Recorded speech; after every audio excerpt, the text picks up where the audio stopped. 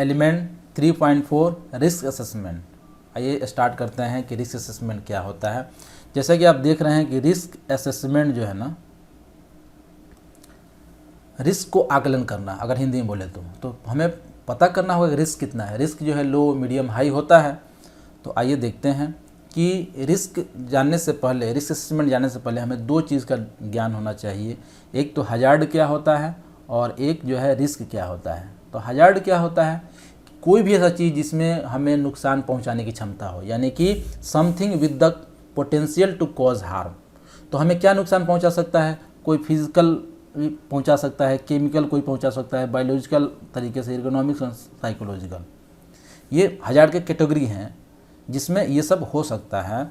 जैसे कोई सामान गिरा, हमारा सर फट गया, तो ये किस में आएगा? फिजिकल में आएगा। केमिकल, जो जैसे कोई एसिड में हमारा हाथ चला गया, हमारा हाथ पूरा बर्न हो गया, तो ये क्या हो गया? Chemical hazard.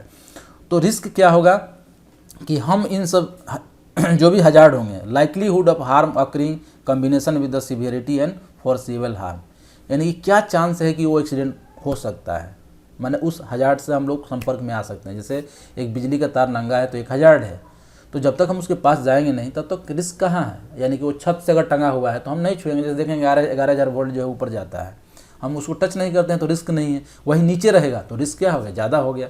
तो ये बताता है लाइकलीहुड, यानी संभावना के बारे में बताता है कि क्या हो सकता है और क्या होने के बाद क्या इसके कंसिक्वेंस होंगे, ये होने वाले को बताता है। उसके बाद जो है एक ग्रुप एक्सरसाइज है आपके लिए कि consider a specific hazard and discuss in group the difference between hazardous property of activity, article and substance. ये आपको बताने हैं द रिस्क ऑफ हार्मिंग अकर। आइए इसके आंसर देख लेते हैं। A good example of bottle of concentrated acid, जैसे जो एसिड होता है उसका क्या नेचर है? वो हजार्ड एंड कोरोसिव नेचर का होता है।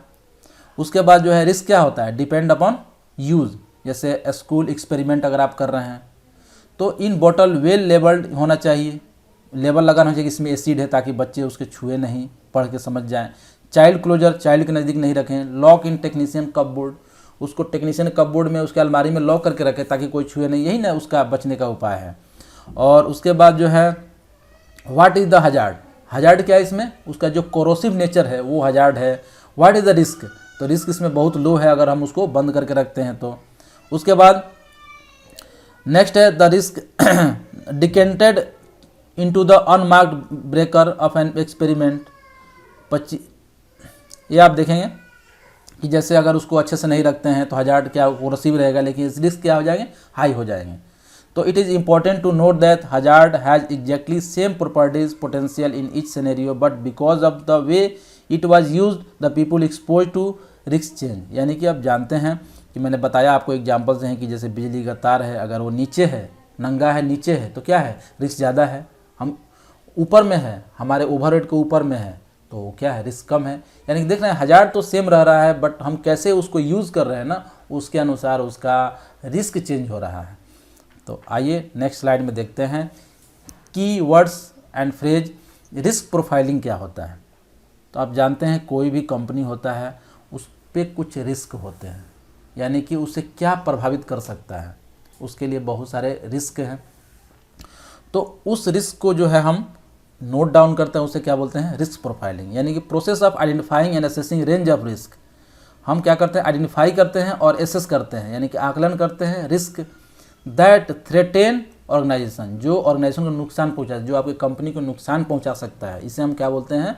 इसे हम रिस्क प्रोफाइलिंग करना बोलते हैं। Along with the recognition of their likelihood and probability, probable impact, risk भी फाइंड आउट करते हैं, ठीक है ना।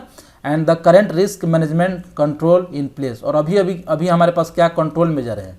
The identification and prioritisation of further control measure, ये पूरे को रिस्क प्रोफाइलिंग बोलते हैं। रिस्क प्रोफाइलिंग में क्या होगा?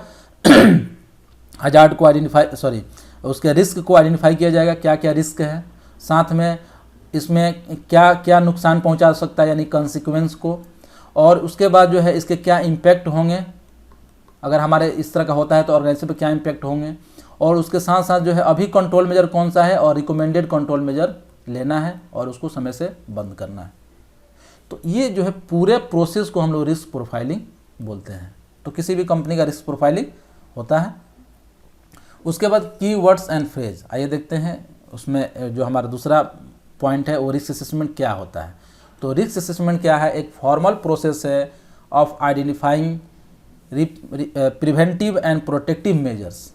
ये क्या है, ये आइडेंटिफाई करता है प्रिवेंटिंग एंड प्रोटेक्टिव मेजर्स किसके लिए, बाय इवेल्युएटिंग द रिस्क को नापने के बाद अराइजिंग फ्रॉम द हजार्ड, जो कि हजार्ड से रिस्क अराइज होता है, और taking into account the adequacy of any existing control measure, और देखता है कि अभी जो है उसमें प्रिकॉशन जो लिए गए हैं पहले से कंट्रोल मेजर वो सही है कि नहीं है, और नहीं है तो डिसाइड करता है वेदर और not the risk is acceptable. जैसे कोई खतरा है तो उसमें पता करता है क्या रिस्क है, और उसके बाद वो पता करता है, रिस्क असेसमेंट में पता किया जाता है कि वो जो रिस्क अभी बचा है वो उस पर हम काम कर सकते हैं कि नहीं कर सकते। अगर नहीं कर सकते हैं तो फर्दर कंट्रोल मेजर और करता है, फिर पता करता है कि उस पर काम, अगर रिस्क लो हो गया मतलब काम कर सकते हैं। तो इस ये रिस्क असेसमेंट क्या है कि पूरी जो है पता करना कि क्या रिस्क है अभी और उसको कम करना, ये जो है रिस्क असेसमेंट कहते हैं। आइए जानते हैं रिस्क प्रोफाइलिंग के बारे में। रिस्क प्रोफाइलिंग क्या होता है, each organisation will have its own risk profile. जानते हैं कि हर एक कंपनी के पास अलग होगा रिस्क प्रोफाइल, तो company to company risk profile vary करता है। Risk profile examines, risk profile में क्या एग्जामिन किया जाता है, आइए देखते हैं। Nature and level of threat faced by the organisation. यहाँ पे हजार्ड नहीं यूज़ करके थ्रेट्स यूज़ किया जा रहा है, यानी कि कौन सा ऐसा पॉइंट है जो कंपनी को नुकसान पहुँचा सकता है, वो चीज़ को इसमें बहुत हो जाएंगे, चाहे लीगल रिक्वायरमेंट होंगे, चाहे कुछ खतरा होगा, ये सारे चीज़ को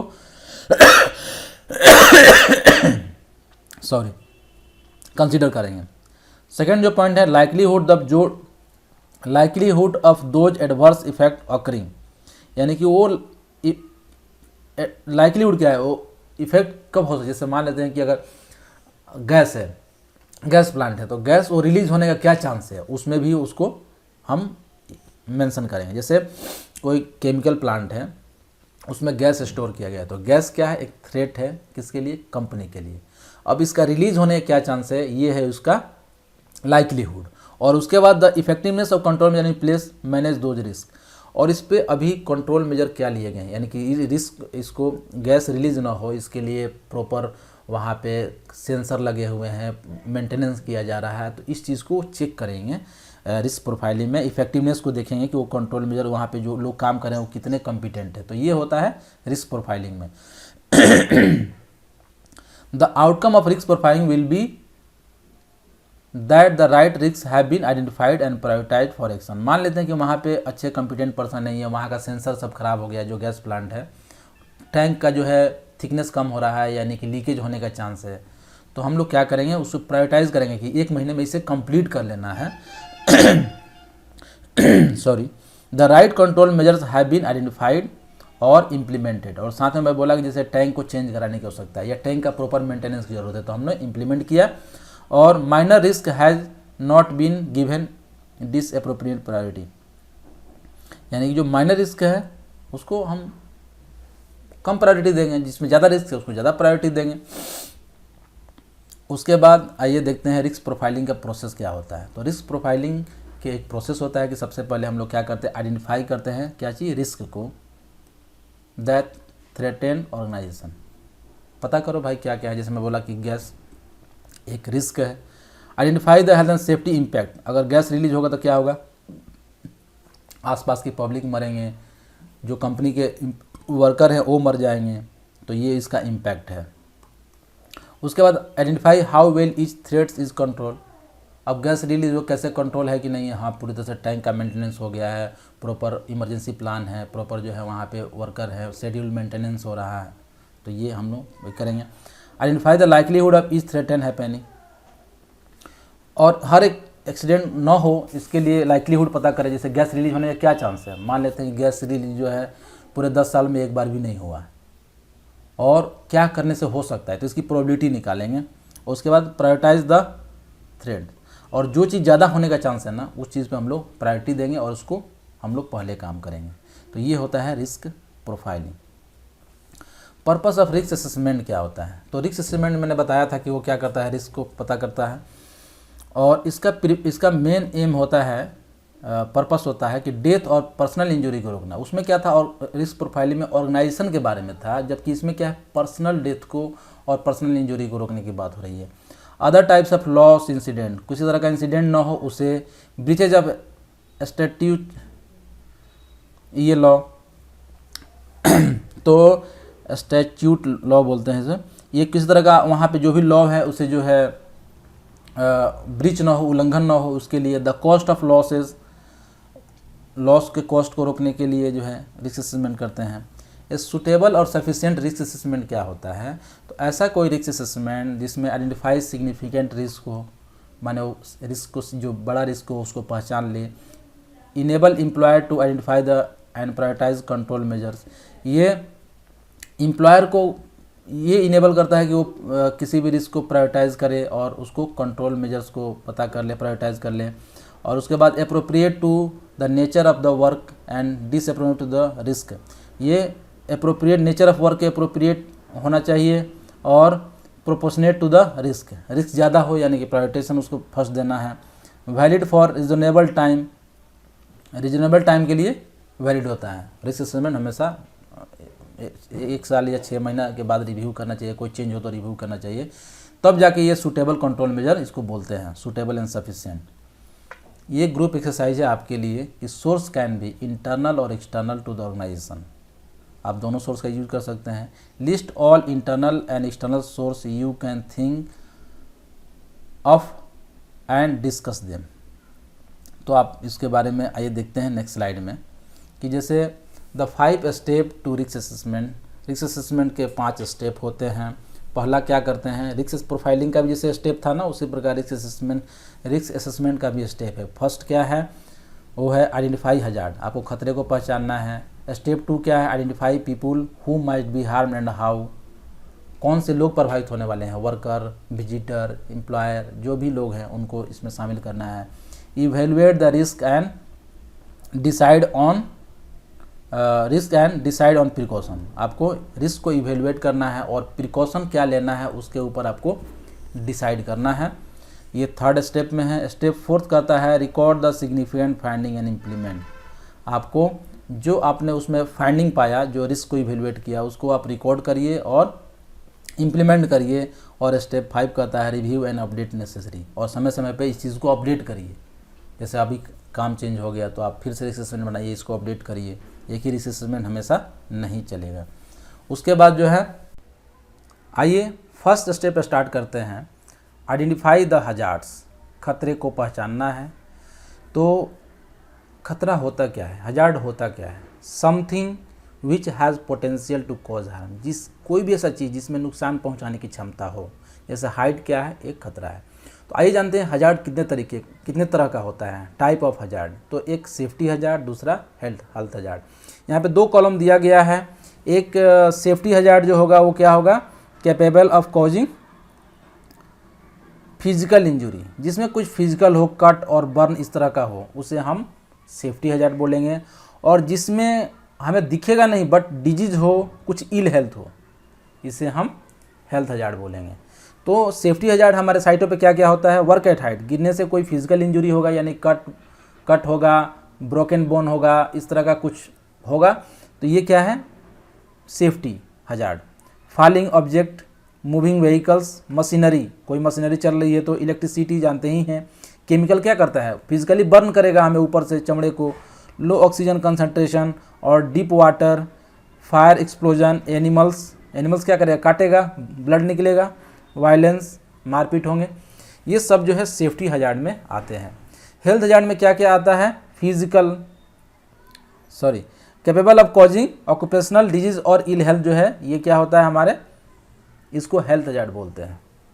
तो ये जो हजार्ड है इसको कैटेगराइज किया गया है फिजिकल में, केमिकल में, बायोलॉजिकल में, इर्गोनॉमिक्स, साइकोलॉजिकल, ठीक है ना। तो ये सारे चीज़ उसमें आएंगे। ये सारे जो हजार्ड हैं वो सब सेफ्टी हजार्ड हैं। आइए नेक्स्ट देखते हैं internal and external source of information. इसके पहले मैंने बताया था कुछ एक्सटर्नल सोर्स ऑफ इंफॉर्मेशन, जैसे बताया था मैं यूके का वेबसाइट रेफ़र किया था, यूएसए का वेबसाइट रेफ़र किया था, ऑस्ट्रेलिया का वेबसाइट रेफ़र किया था। उसी प्रकार अगर हमें हेल्थ एंड सेफ्टी का इन्फॉर्मेशन चाहिए किसी ऑर्गेनाइजेशन के बारे में कि वो कैसा अच्छा से कर रहा है कि नहीं है, क्या करना है, कुछ हिस्ट्री चाहिए, तो हमें कहाँ से मिलेगा? दो तरीके से मिल सकता है, एक तो ऑर्गेनाइजेशन के अंदर से खुद का, और एक सेफ्टी का इन्फॉर्मेशन बाहर के ऑर्गेनाइजेशन से मिल सकता है, यानी कि इंटरनल और एक्सटर्नल। यानी कि बाहर किसी वेबसाइट, कोई गवर्नमेंट ने रूल बनाया है, ILO ने रिकमेंडेशन दिया है, कन्वेंशन बनाया है, उन सारे जो गाइडलाइंस है ना, वो क्या है, एक्सटर्नल इन्फॉर्मेशन है। जैसे अगर इंटरनल की बात करें तो एक्सीडेंट रिकॉर्ड्स, ये क्या बताता है किसी कंपनी का कि भाई वहाँ पे सेफ्टी कैसे है। तो अगर इन्फॉर्मेशन चाहिए तो एक्सीडेंट रिकॉर्ड देख के कर सकते हैं। Ill health data absence report, medical report, risk assessment और मेंटेनेंस रिपोर्ट, मेंटेनेंस हो रहा है कि नहीं टाइम से, safety inspection, audit and investigation report, वो बताएगा कि यहाँ क्या प्रॉब्लम है, कैसे एक्सीडेंट हुआ था, और सेफ्टी कमेटी मिनट्स, यानी कि जो सेफ्टी कमेटी होगा उसके कुछ निकलेंगे कंक्लूजन, करना क्या है उसमें, क्या कैसे क्या उसमें ठीक करने हैं, वो सारा चीज़ देख के जो है हम लोग इन्फॉर्मेशन ले सकते हैं। एक्सटर्नल में क्या है, नेशनल लेजिस्लेशन, जैसे वहाँ की गवर्नमेंट ने कुछ रूल बनाया है सेफ्टी को लेके, अप्रूव्ड कोड ऑफ प्रैक्टिस, बहुत सारा अप्रूव्ड कोड ऑफ प्रैक्टिसेस हैं, उसको हम कर सकते हैं। और स्टैंडर्ड, जैसे स्टैंडर्ड सेट किया गया किसके, BS ब्रिटिश स्टैंडर्ड इंस्टीट्यूट के द्वारा, और ISO जो है यानी कि international organisation for standardisation, ISO का स्टैंडर्ड तो हर जगह चलता है, तो वहाँ से देख के हम लोग गाइडलाइन ले सकते हैं। और मैन्युफैक्चरर इन्फॉर्मेशन है, जैसे कोई भी मशीन बनता है तो उसके साथ आप देखेंगे एक कैटलॉग आता है, यानी कि इसमें क्या खतरे हैं, कैसे बचें, सारा चीज़ लिख के देता है, तो हम वहाँ से इन्फॉर्मेशन ले सकते हैं। और ट्रेड एसोसिएशन, कोई ट्रेड एसोसिएशन है, बनाए हैं, तो लोग खुद रूल बनाते हैं कि काम करने के लिए इस तरह से काम करना चाहिए, तो ऐसा हो सकता है। सेफ्टी पब्लिकेशन, बहुत सारी कंपनियां भी मैगजीन बनाती है, मैगजीन भी सेफ्टी का छपते हैं, आप देखेंगे जैसे HSE UK का मैगजीन छपता है, और मेल भी करते हैं, उनके साइटों पे इंफॉर्मेशन मिलता है, तो वो सब हम देख सकते हैं। इंटरनेशनल बॉडीज़ बहुत, जैसे ILO है इस तरह का, और ट्रेड यूनियन एंड चैरिटीज़, जो ट्रेड यूनियन जो है किसी कहीं बनते हैं, किसी कंपनी का ट्रेड यूनियन, चैरिटीज़ वगैरह जो कर रहा है सेफ्टी में लेके, तो वहाँ से भी इंफॉर्मेशन मिल सकता है कि किस तरह का हेल्थ एंड सेफ्टी मेंटेन करना वहाँ पे। तो ये डिपेंड करता है कि आप कहाँ पे, किस कंट्री में काम कर रहे हैं, और वहाँ पे कौन से ऑर्गेनाइजेशन एक्टिव है, उसके अनुसार हम लोग इन्फॉर्मेशन ले सकते हैं। तो आइए जानते हैं कि हजार्ड आइडेंटिफिकेशन मेथड, खतरे को कैसे पहचानेंगे। मैंने पहले ही वीडियो इससे बना चुका हूँ कि जब तक आप खतरे को नहीं पहचानेंगे तब तक आप हेल्थ एंड सेफ्टी में अच्छा परफॉर्म नहीं कर पाएंगे। जब आपको पता ही नहीं रहेगा खतरा होता क्या है, तो कैसे आप जाके साइटों पे खतरा, जब तक खतरा आपको मिलेगा ही नहीं तो क्या सोचेंगे कि इसके लिए प्रिकॉशन क्या लेंगे, क्या सावधानी बताएंगे लोगों को। तो पहले आपको, हर लोगों को मैं बोल रहा हूँ कि खतरा यानी कि हजार्ड पता करने आना चाहिए। अगर साइटों पे खतरा ही पता नहीं हो रहा है तो कोई मतलब नहीं है, वहाँ जाके आप ऐसे ही घूमते रहोगे। तो जितने भी हजार्ड है ना उसको पता करना है। तो हजार्ड पता करने के कितने तरीके हैं, 4 तरीके हैं। एक तो है टास्क एनालिसिस, यानी कि कोई भी काम कर रहे हैं ना उसको, इसका स्टेप बाई स्टेप बांट दीजिए उसको। यानी कि सबसे पहले अगर मान लेते हैं कि हमको हाइट पे जाके कोई बूम लगाना है, तो हम हाइट पे चढ़ेंगे, चढ़ने में खतरा, वहाँ लगाने में मटेरियल ऊपर ले जाएंगे, हर एक स्टेप में बांट दिया हमने। अब हर एक स्टेप में क्या क्या खतरे हैं और कैसे बचे, इसको ऐसे हम लोग इसको बोलते हैं टास्क एनालिसिस। यानी कि analysis job component before the job start, job start करने से पहले हम लोग डिस्कस कर लेते हैं कि हर एक लेवल में क्या खतरे हैं। और लेजिस्लेशन, गवर्नमेंट अगर कुछ रूल बना दिया वो क्या है, हजार्ड ही है, वो हमें नुकसान पहुंचा सकता है, गवर्नमेंट हमारे ऊपर एक्शन ले सकती है। जैसे मैं एक एग्जाम्पल दूं, जैसे हाउसकीपिंग प्रॉपर होना है अकॉर्डिंग टू फैक्ट्री एक्ट, तो नहीं है, मतलब क्या है, वो हमारे लिए हजार्ड है। जैसे यूरिनल फैसिलिटी होना है, वहाँ पे बाथरूम होना है, टॉयलेट होना है, कैंटीन होना है, ऐसा फैक्ट्री एक्ट में लिखा हुआ है, तो वो क्या है, वो नहीं है साइटों पे, तो हजार्ड है। जैसे गवर्नमेंट ने बताया कि 18 से नीचे काम नहीं करने देना है, तो वो अगर वो हो जाता है तो वो क्या है, हमारे लिए हजार्ड है। समझ रहे हैं ना बात को। तो जो भी स्टैंडर्ड एंड गाइडेंस और गाइडेंस डॉक्यूमेंट्स है उसको हम लोग रेफ़र कर सकते हैं। जैसे सिलेंडर को अच्छे से रखना है, जैसे गवर्नमेंट ने एक्सप्लोसिव एक्ट में बनाया कि सिलेंडर वगैरह को अच्छे से सेपरेट रखना है, तो ये क्या है वो बता दिया, मैंने ऐसे करना है, मतलब वो हमारे लिए खतरा है, उसको हम एज ए खतरा लेंगे हजार्ड, और उसको फिर हम लोग जैसा गवर्नमेंट ने कहा है वैसा उसको करेंगे। कोई एक्सप्लोसिव यूज़ करते हैं, जो एक्सप्लोसिव ब्लास्ट करने के लिए हम यूज़ करते हैं, उसको कैसे रख रखाव करना है, तो तो वो चीज़ भी जो है उसमें लिखा रहता है, तो वो चीज़ अगर नहीं कर रहे हैं आप तो मतलब हजार्ड है वो। तो ये सब जो है लेजिस्लेशन है। मैन्युफैक्चरर इन्फॉर्मेशन, मैन्युफैक्चरर ने कहा कि इसको सीधे लेके जाना है, अगर वैसा नहीं कर रहे हैं तो हमारे लिए खतरा है। सही से जहाँ से लिफ्ट करने के लिए बोल रहा है वहाँ नहीं उठा रहे हैं तो वो क्या है, एक हजार्ड है। उसके बाद मान लीजिए कि 10 आदमी को उठाने के लिए रिकमेंड किया है और 10 आदमी नहीं उठा रहा है तो ये क्या है, हजार्ड है।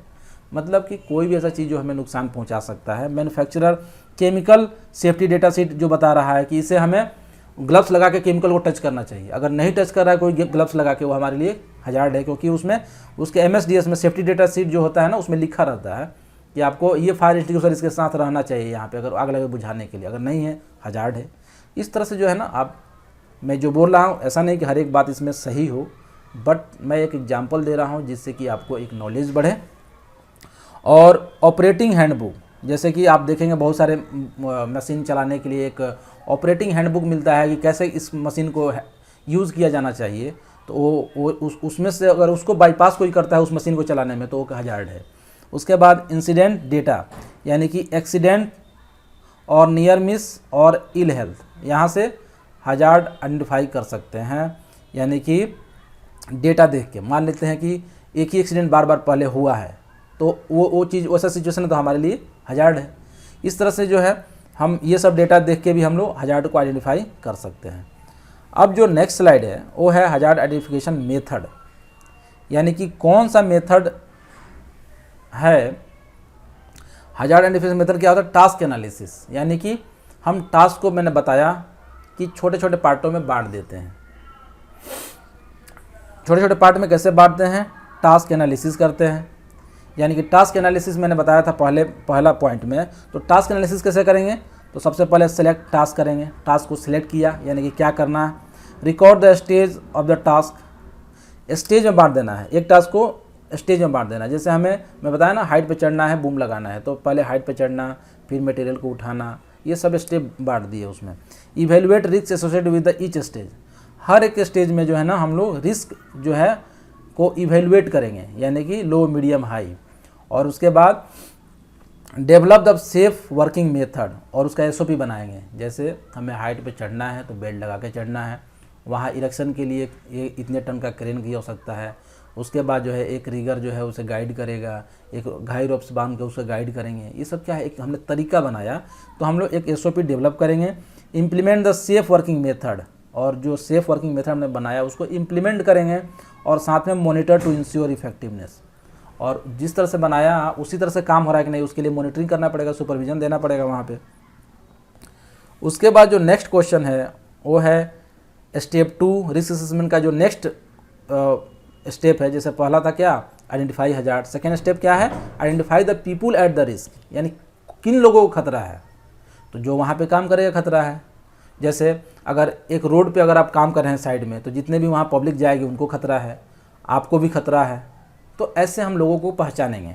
जैसे वर्कर और ऑपरेटर जो है खतरा हो सकता है, मेंटेनेंस स्टाफ, क्लीनर, कॉन्ट्रैक्टर, जो कॉन्ट्रैक्टर वहाँ पे हायर है अगर वो भी आपके आसपास में काम कर रहा है उसको भी खतरा है।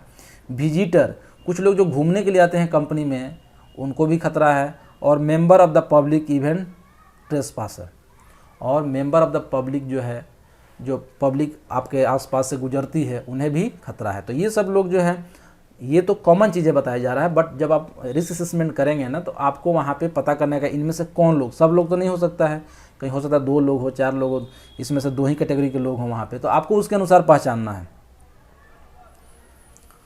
उसके बाद वल्नरेबल ग्रुप और इंडिविजुअल्स। वल्नरेबल किसे कहते हैं, वल्नरेबल मतलब समझिएगा, वल्नरेबल का मतलब ये होता है कि ऐसा कोई व्यक्ति जो तुरंत उसे चोट लग जाए, जिसे नॉलेज नहीं है, उसको बोलते हैं वल्नरेबल। जिसे एक्सपीरियंस हो गया, वो तो एक्सपीरियंस है, वो तो चालाक हो गया, अब तो उसे थोड़ा सा चोट लगने की संभावना नहीं है। जैसे एक नया आदमी जब ज्वाइन करता है उसको बोलते हैं वल्नरेबल पीपुल, यानी कि उसे पता ही नहीं है वहाँ का क्या होगा, वो कभी काम ही नहीं किया ऐसे कल्चर में, ऐसे लोगों को वल्नरेबल बोलते हैं। यानी कि जो यंग पीपुल होते हैं वो वल्नरेबल है।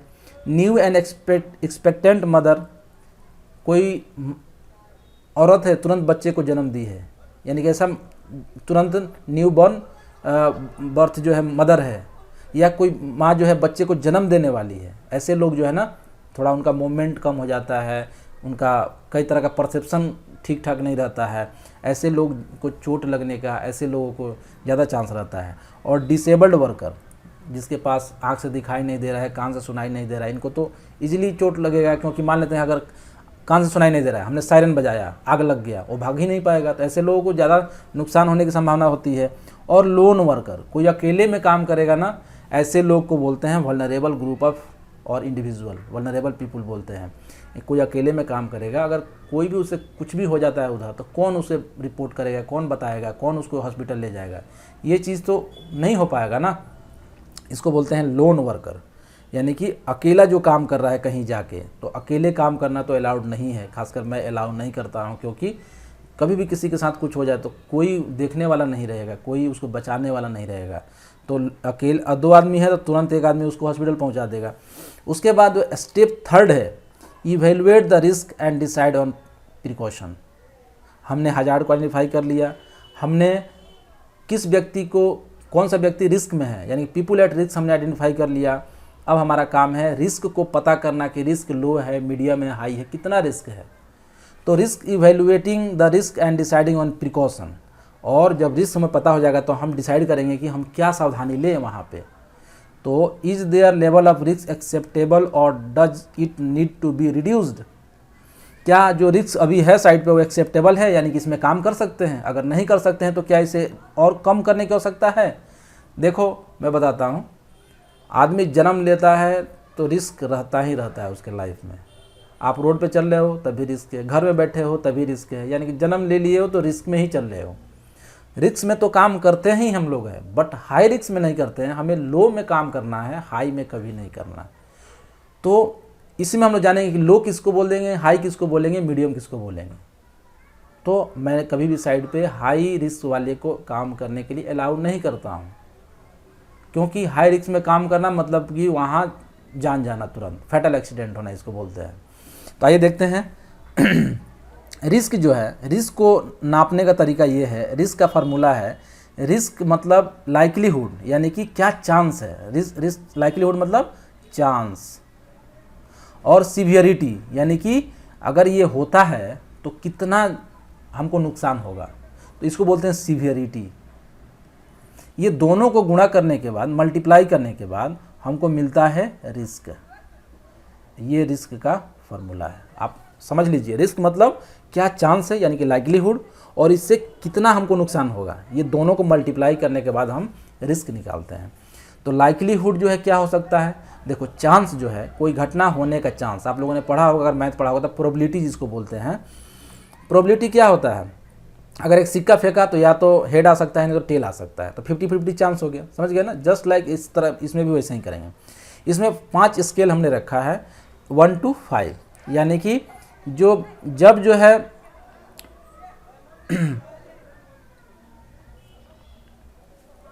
लाइक्लीहुड जो है, जैसे कि एक्सट्रीमली अनलाइकली, यानी कि ये चांस घटना होने का चांस बहुत कम है, उसको बोलेंगे एक्सट्रीमली अनलाइकली, 1 नंबर है। अनलाइकली यानी कि उससे थोड़ा ज़्यादा चांस। पॉसिबल मतलब कि हमें लगता है 50-50 चांस। लाइकली मतलब उससे ज़्यादा चांस, और सबसे ज़्यादा चांस ये एकदम होगा ही होगा लगभग, क्योंकि ये देखो चांस है, इसमें 100% नहीं कह सकते, तो 5। मैं इसके एग्जांपल देता हूँ। जैसे अगर सेफ्टी, बिना सेफ्टी बेल्ट के हम ऐसे एक मान लेते पाइप पे चल रहे हैं, हम क्या करते हैं, बैलेंस बनाते हैं। पाइप के ऊपर चल रहे हैं, मान लेते हैं 20 फीट ऊपर में चल रहे हैं, तो वहाँ गिरने का चांस कितना है, कुछ पकड़ने का भी नहीं है। पाइप के ऊपर चल रहे हैं, बहुत पतला रास्ता है, यहाँ पे एकदम 5 ले सकते हैं आप, यानी कि इसकी लाइकली 5 है, चांस ज़्यादा है, 100 के अराउंड है गिरने का, ऐसे चीज़ को 5। बट अगर गार्ड रेल लगा हुआ है, रेलिंग लगा हुआ है साइड में, बीच में प्लेटफॉर्म है, आप उसके ऊपर चल रहे हैं, तो इसमें से गिरने का चांस कम है, कितना है, बहुत कम है, यानी कि इसको 1 कह सकते हैं। उसी प्रकार आप डिसाइड कर लीजिए बीच का, मैं ज़्यादा डिप में नहीं बताऊंगा इसमें, आप उसके बीच में डिसाइड करिए। सीवियरिटी बता रहा हूँ। अगर बताइए 1 मंजिल से आदमी गिरे, ज़मीन पे गिरे तो क्या होगा, छोटा मोटा चोट लगेगा सिर के ऊपर, यानी कि ये क्या है, इसमें वेरी माइनर इंजरी होगी अगर प्लेन लेवल पे चल रहे हैं तो। अगर उसके ऊपर मान लेते हैं कि अगर एक मंजिल पे काम कर रहे हैं हम, तो इसमें जो एक मंजिल पे काम कर रहे हैं तो गिरेंगे तो क्या होगा, हड्डी वड्डी टूट सकती है, यानी कि हॉस्पिटल, यानी कि इसमें हम ले लेंगे। 3 मंजिल बिल्डिंग पे काम कर रहे हैं तो क्या होगा, गिरेंगे तो डेथ हो सकता है, ये किस में जाएगा, 5। समझ गए बात को ना। ये होता है लाइक्लीहुड एंड सीवियरिटी। एक और मैं एग्जांपल से आपको समझा देता हूँ। जैसे एक आदमी सीढ़ी से काम कर रहा है एक मंजिल पे, और सीढ़ी सही से एक आदमी पकड़ा है चढ़ रहा है, तो इसमें गिरने का चांस क्या है, लाइकली 1 है मान लेते हैं। अगर सीढ़ी टूटा हुआ है और चढ़ के काम कर रहा है तो इसमें गिरने का चांस क्या है, ज़्यादा है, यानी कि बीच में है। तो इस तरह से हम लोग डिसाइड करते हैं।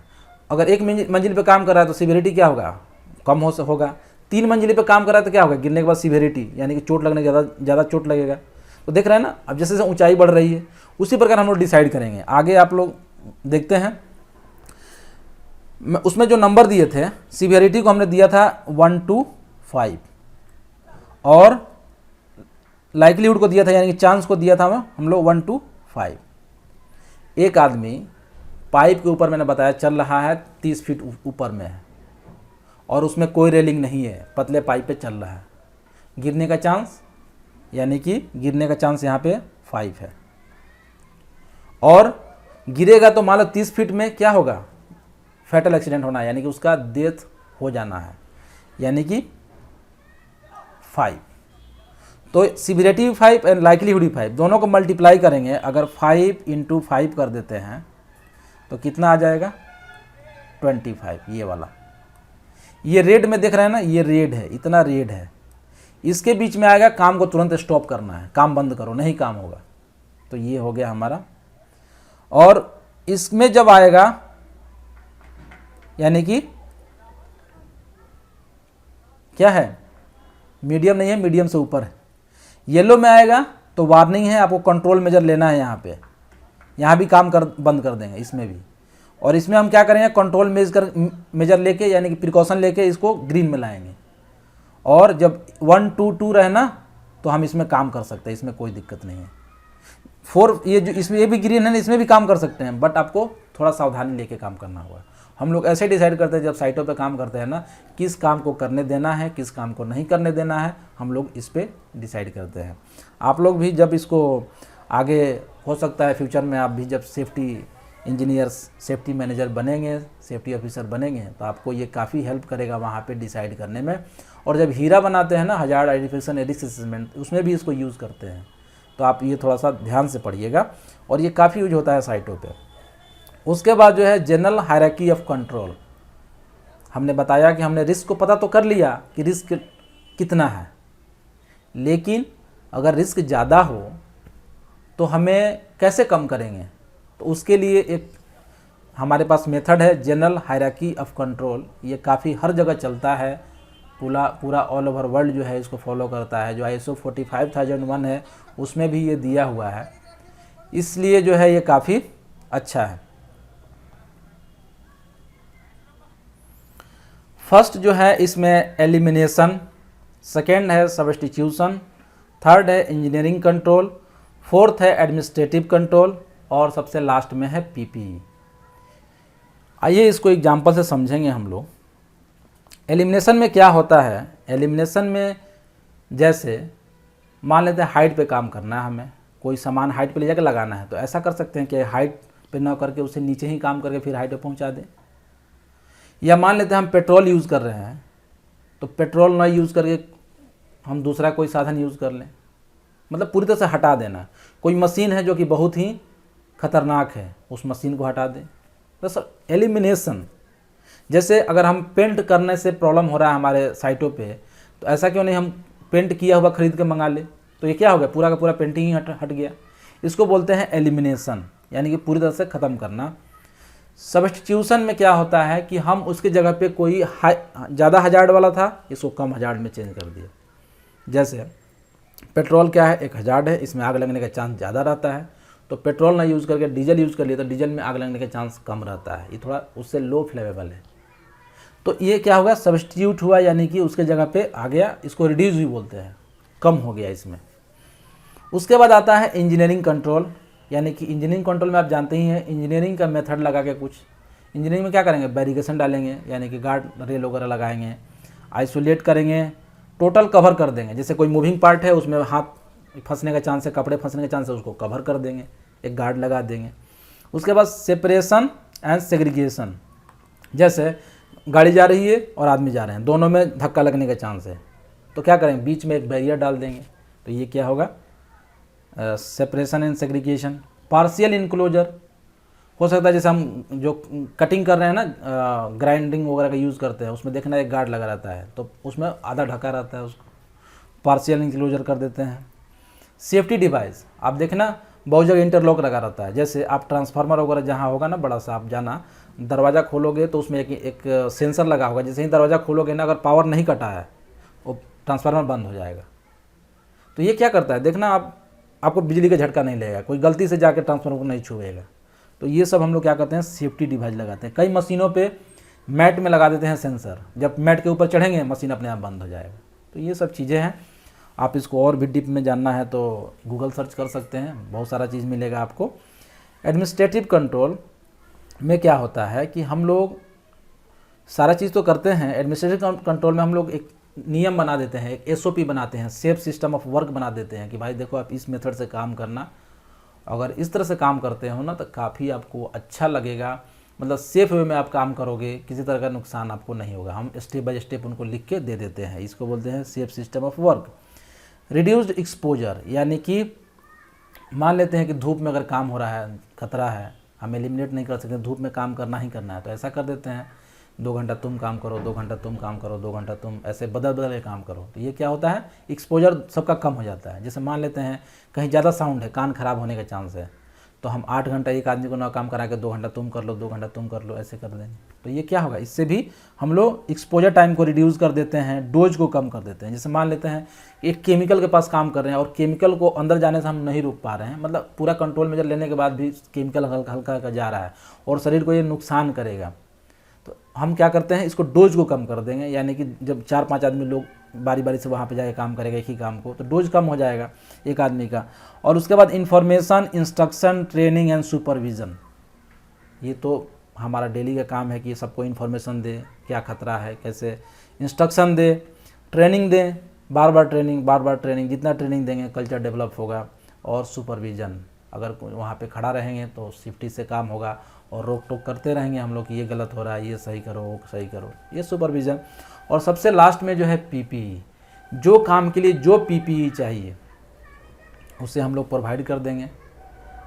जैसे कुछ मैंडेटरी PPE है, हैंड हेलमेट है, जैकेट है, रिफ्लेक्टिंग जैकेट और शू, और काम के अनुसार जैसे गम बूट वगैरह हो गया, ग्लव्स हो गया लेदर का अगर हॉट वर्क कर रहे हैं तो, गॉगल्स हो गया अगर उसके अनुसार, नोज मास्क या डस्ट मास्क, गैस या BA सेट, जिस तरह का जो रिक्वायरमेंट है ना, जैसे बॉयलर में काम करें तो बॉयलर सूट ज़्यादा जहाँ हीट है, तो जैसा काम होता है ना वैसा PPE प्रोवाइड कर देते हैं। ये सबसे लास्ट है। तो सबसे पहले जब आप किसी प्रिकॉशन के बारे में, सावधानी लेने के बारे में सोचेंगे ना, कंट्रोल मेजर, इसको शॉर्ट में आप नए होंगे तो हो सकता है कंट्रोल मेजर आपको मालूम नहीं होगा, लेकिन कंट्रोल मेजर को ही बोलते हैं प्रिकॉशन, यानी कि सावधानी। और सावधानी आप सबसे पहले क्या लेंगे, सबसे पहले सोचेंगे किसके बारे में, एलिमिनेशन के बारे में, और सबसे बाद में सोचेंगे PPE के बारे में। पहला जो है ज़्यादा इफेक्टिव है, यानी कि ये हटा दिया मतलब कि सब लोग सेफ हो गए, कोई खतरा ही हटा दिया तो सब लोग सेफ हो गए। लेकिन अगर PPE पहनाया, हेलमेट पहनाया, तो जो हेलमेट पहनेगा वही तो सेफ होगा ना, बाकी लोग तो सेफ नहीं होंगे। तो सबसे ज़्यादा इफेक्टिव हो जाता है फर्स्ट वाला, और सबसे लास्ट सबसे कम इफेक्टिव है PPE। तो जब आप सोचेंगे तो सबसे पहले एलिमिनेशन, स्टेप बाय स्टेप सोचते आएंगे, सबसे लास्ट में PPE आएंगे। और अगर सब एक साथ आप कंट्रोल मेजर लेते हैं, यानी कि सावधानी लेते हैं, तो ये सबसे अच्छा है। आइए देखते हैं सेफ्टी साइन साइट पे किस तरह का और क्या क्या होता है। सेफ्टी साइन जैसे कि आप देख रहे हैं कि कोई ब्लैक पिक्टोग्राम है, मतलब पिक्चर जो है ब्लैक है और उसके ऊपर जो है रेड सर्किल करके क्रॉस किया गया है, इसको बोलते हैं प्रोविजन, यानी कि मना करना, ये आपको काम नहीं करना है, निषेध हिंदी में बोले तो। जैसे सिगरेट बना दिया और सिगरेट के ऊपर ऐसा लाल कर दिया ना, मतलब आपको सिगरेट नहीं पीना है। तो जैसा ये रेड मतलब ये क्या मना करता है, वो काम आपको नहीं करना है। और आप जानते हैं येलो वार्निंग का इंडिकेशन है, तो ब्लैक का ट्रायंगल रहेगा, ब्लैक पिक्टोग्राम रहेगा और येलो रहेगा उसमें कलर बैकग्राउंड में, इसको बोलेंगे वार्निंग। यानी कि आपको तो मना नहीं किया जा रहा है, बट आप सावधान हो जाओ। जैसे आप देखना इलेक्ट्रिक पोल वगैरह पे इस तरह का बोर्ड लगा रहेगा, मतलब मत चढ़ो, ऊपर में बिजली है, फिर भी आपकी मर्जी करे चढ़ो, आपकी मर्जी, लेकिन वहाँ पे एक वार्निंग मिल जाता है। गार्ड वगैरह देखना ना पीले कलर का रहता है, क्योंकि एक वहाँ पे वार्निंग, गार्ड मत हटाना, ये गार्ड है, यहाँ पे मूविंग पार्ट्स हैं, कुछ भी ऐसा येलो कलर का है। देखना रोड के किनारे भी येलो ब्लैक का मार्किंग देते हैं, यानी कि येलो और ब्लैक का जो कॉम्बिनेशन है ना वो वार्निंग के लिए है। और उसके बाद मैंडेटरी, यानी कि ये जो आप देख रहे हैं ना ब्लू बैकग्राउंड और वाइट पिक्टोग्राम, ये जो है मैंडेटरी है, यानी कि आपको पहनना ही पहनना है वो सब चीज़। जैसे आपको जहाँ साउंड ज़्यादा होगा ना, वहाँ देखना आप एक बोर्ड बनाया होगा और इस तरह का फिगर रहेगा, उसमें ईयर प्लग या ईयर मफ का फोटो होगा। उसका मतलब हो गया कि आपको वहाँ पहनना है, क्योंकि वहाँ पे हाई नॉइस जोन है, वो 85 डेसिबल से ज़्यादा वहाँ नॉइस है। और सेफ कंडीशन किसको बोलेंगे, जैसे आप देखेंगे ग्रीन बैकग्राउंड रहेगा और वाइट पिक्टोग्राम रहेगा, इसका मतलब सेफ कंडीशन। जैसे आपको भागना है कुछ इमरजेंसी में, आपको स्केप रूट पर ऐसा फोटो बना देगा, तो ये है सेफ कंडीशन, यानी कि यहाँ से आप निकल भाग सकते हो, ऐसा कहीं भी इस तरह ग्रीन तो मतलब ही जान गए सेफ होता है। और फायर इक्विपमेंट देख रहे हो ना, रेक्टेंगुलर है या ये कोई भी शेप हो सकता है, और रेड बैकग्राउंड रहेगा और उसमें वाइट पिक्टोग्राम रहेगा, जो पिक्टोरियल रहेगा ना, पिक्चर जो बने रहेंगे वो वाइट कलर का रहेगा। इसे हम फायर इक्विपमेंट के लिए यूज़ करते हैं। तो आई होप आप अगर किसी वर्क प्लेस पर काम करते होंगे तो ये जाके देखना, साइन आपको समझ में आ जाएगा। आइए देखते हैं नेक्स्ट, पर्सनल प्रोटेक्टिव इक्विपमेंट, जो पीपीई है वो कितना इम्पोर्टेंट है, आइए देखते हैं। Personal protective equipment regulation 1992 as amended, उसमें कुछ सुधार हुई थी, अमेंडेड हुआ था। उसके अनुसार कहता है कि सप्लाई सूटेबल पीपीई, एम्प्लॉयर की रिस्पॉन्सिबिलिटी है कि वो सूटेबल पीपीई दे, पर्सनल प्रोटेक्टिव इक्विपमेंट दे, जो कि अप्रोप्रिएट फॉर रिस्क के लिए अप्रोप्रिएट हो। जैसे मान लेते हैं कहीं फाइन डस्ट है, तो आप वहाँ पे नॉर्मल मास्क नहीं दे सकते, उसके अनुसार आपको उस तरह का जितना जिस फिल्टर जो है जितना फिल्टर कर सकता है उसके अनुसार वो मास्क आपको सेलेक्ट करने पड़ेंगे, यानी कि अप्रोप्रिएट होना चाहिए। इर्गोनॉमिक हो, यानी कि जब पीपी पहने तो हमें ज़्यादा मतलब उससे परेशानी ना हो, हमें फिट बैठे, ऐसा इर्गोनॉमिक डिज़ाइन हो चाहिए, वो हमारे में फिट आना चाहिए। और does not increase overall risk, PP पहनने से रिस्क बढ़ना नहीं चाहिए, रिस्क कम होना चाहिए। जैसे देखते हैं आप ऐसे जगह पे लोग कान में लगा लेते हैं ईयर प्लग जहाँ पे सुनाई नहीं देता है और एक्सीडेंट होने का भी चांस रहेगा, तो उससे कुछ रिस्क बढ़ना नहीं चाहिए, रिस्क कम होना चाहिए। कंप्लायंस विथ स्टैंडर्ड, इस बात को आप समझो, कंप्लायंस स्टैंडर्ड के साथ कंप्लायंस नहीं है। जैसे मान लेते हैं इंडिया में अगर चलना है तो उसको ISS स्टैंडर्ड जो है फॉलो करना है, उसी प्रकार यूरोपियन मार्केट में उसको चलना है तो CE कन्फर्मिटी चाहिए। तो जहाँ जिस कंट्री में उसको बेचना है उसका कन्फर्मिटी होना चाहिए। उसके बाद इंश्योर कंपेटिबिलिटी ऑफ आइटम, मतलब कि वो कंपेटिबल हो दूसरे PPE से। अगर हम एक साथ हेलमेट लगा रहे हैं, ईयर मफ लगा रहे हैं, ये दोनों कंपेटिबल नहीं हो तो कैसे लगाएंगे एक दूसरे को। सूटेबल स्टोरेज होना चाहिए, सही से रखने का, रख रखाव का जगह। और वर्करों को इंफॉर्मेशन इंस्ट्रक्शन ट्रेनिंग, ये मालूम होना चाहिए कि उसको कैसे यूज़ करें। और इन्फोर्स यूज़ ऑफ PPE, साथ में फोर्स करना है कि भाई देखो आप काम करना है तो मैंडेटरी PPE होना ही चाहिए, नहीं तो काम पे मत आना। रिप्लेस और रिपेयर डैमेज्ड और लॉस्ट आइटम, अगर कुछ उस PPE में कुछ टूटता फूटता है तो रिप्लेस करना चाहिए, रिपेयर करना चाहिए। आइए नेक्स्ट देखते हैं ग्रुप एक्सरसाइज, जो कि ये आपके लिए है कि discuss the benefit and limitation of PPE as risk control method, ठीक है ना। तो इसका PPE का क्या बेनिफिट है और इसका क्या लिमिटेशन है, आप पता करिए और बताइए हमें। आइए देखते हैं इसी क्वेश्चन को नेक्स्ट स्लाइड में। पर्सनल प्रोटेक्टिव इक्विपमेंट के मेरिट क्या होते हैं। तो मेरिट जो है, इसका मेरिट ये है कि ये can be used as interim control whilst more expensive और difficult control are put in place. आप जानते हैं कि कोई मशीन नहीं हटा सकते, तो हम क्या करते हैं, एक आदमी को पर्सनल प्रोटेक्टिव इक्विपमेंट दे सकते हैं। जैसे अब आग के साथ काम करना है, बॉयलर को तो हटा नहीं सकते, तो एक आदमी को बॉयलर सूट पहना दिया, जाओ भाई काम करके आ जाओ उसमें, तो ये थोड़ा कम एक्सपेंसिव होता है। उसके बाद in some situation it may be the only control option available. कुछ समय कभी कभी यही अवेलेबल होता है, मतलब यही मेथड है और बाकी कोई हमारा काम नहीं करेगा जो बाकी के कंट्रोल मेजर्स हैं। It may needed as backup for the emergency when other control has failed. कभी कभी बैकअप के रूप में भी काम करता है। जैसे कि हम कन्फाइंड स्पेस में काम कर रहे हैं, अचानक से ऑक्सीजन ख़त्म हो गया तो क्या करते हैं, BA सेट वगैरह ऑक्सीजन मास्क तुरंत लगा लेते हैं। तो ये कभी इमरजेंसी में भी काम आता है। इट यूजुअली चीप, PPE थोड़ा सा सस्ता होता है बाकी कंट्रोल मेजर से। इट गिव्स इमीडिएट प्रोटेक्शन, ये तुरंत प्रोटेक्शन उस आदमी को देता है। ये उसके मेरिट हो गए। इसके लिमिटेशन क्या है, इट ओनली प्रोटेक्ट 1 पर्सन, मैंने बताया कि जो पहनेगा उसी को प्रोटेक्शन मिलेगा। उसके बाद it may not protect adequately if not fitted correctly. हर आदमी का साइज़ अलग अलग होता है, अगर साइज़ का नहीं हो तो फिट नहीं हो तो नहीं का, जैसे ईयर प्लग अगर सही से नहीं बैठा तो नॉइस को कम नहीं करेगा। उसी प्रकार it may not be comfortable and may interfere with the wearer ability to do the job. ये कभी कभी फिट नहीं बैठता है, कंफर्टेबल नहीं होता है। जैसे चश्मा लगाएं फिट नहीं आ रहा है, बार बार गिर जा रहा है, हेलमेट लगा रहे हैं खुजली हो रहा है सिर में, ये सारे चीज़ जो है ना प्रॉब्लम होता है। और it may increase overall risk by impairing the senses.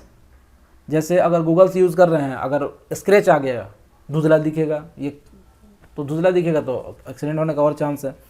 It may not be compatible with the other item that have to be worn और यूज्ड। एक साथ हम लोग कई PPE पहनते हैं तो हो सकता है 2 PPE एक साथ नहीं सेट करें। People do not like wearing PPE। सब लोग जो है जनरली PPE पहनना पसंद नहीं करते हैं, क्योंकि पहनने में शरीर भारी प्लस खुजली बहुत सारी चीज़ है। और मैं तो साइड पे हेलमेट मैंडेटरी किया इसलिए पहन रहे हैं सब, नहीं तो पहनना कोई नहीं चाहता। कौन लेके जाए, पहला बात ये लेके कौन जाए, कौन ढोए बार बार, इसको ढोने के लिए भी बैग में जगह होना चाहिए। उसके बाद if it fails to danger the worker is expose to risk. अगर ये फेल होता है ना तो आदमी को खतरा होता है। ये इसके कुछ मेरिट्स हो गए, कुछ लिमिटेशन हो गए, कुछ एडवांटेज कुछ डिसएडवांटेज तो सब में होता है। आइए देखते हैं use of guidance and legal standards. Guidance और लीगल स्टैंडर्ड्स जो है, use of risk matrix can help provide clarity.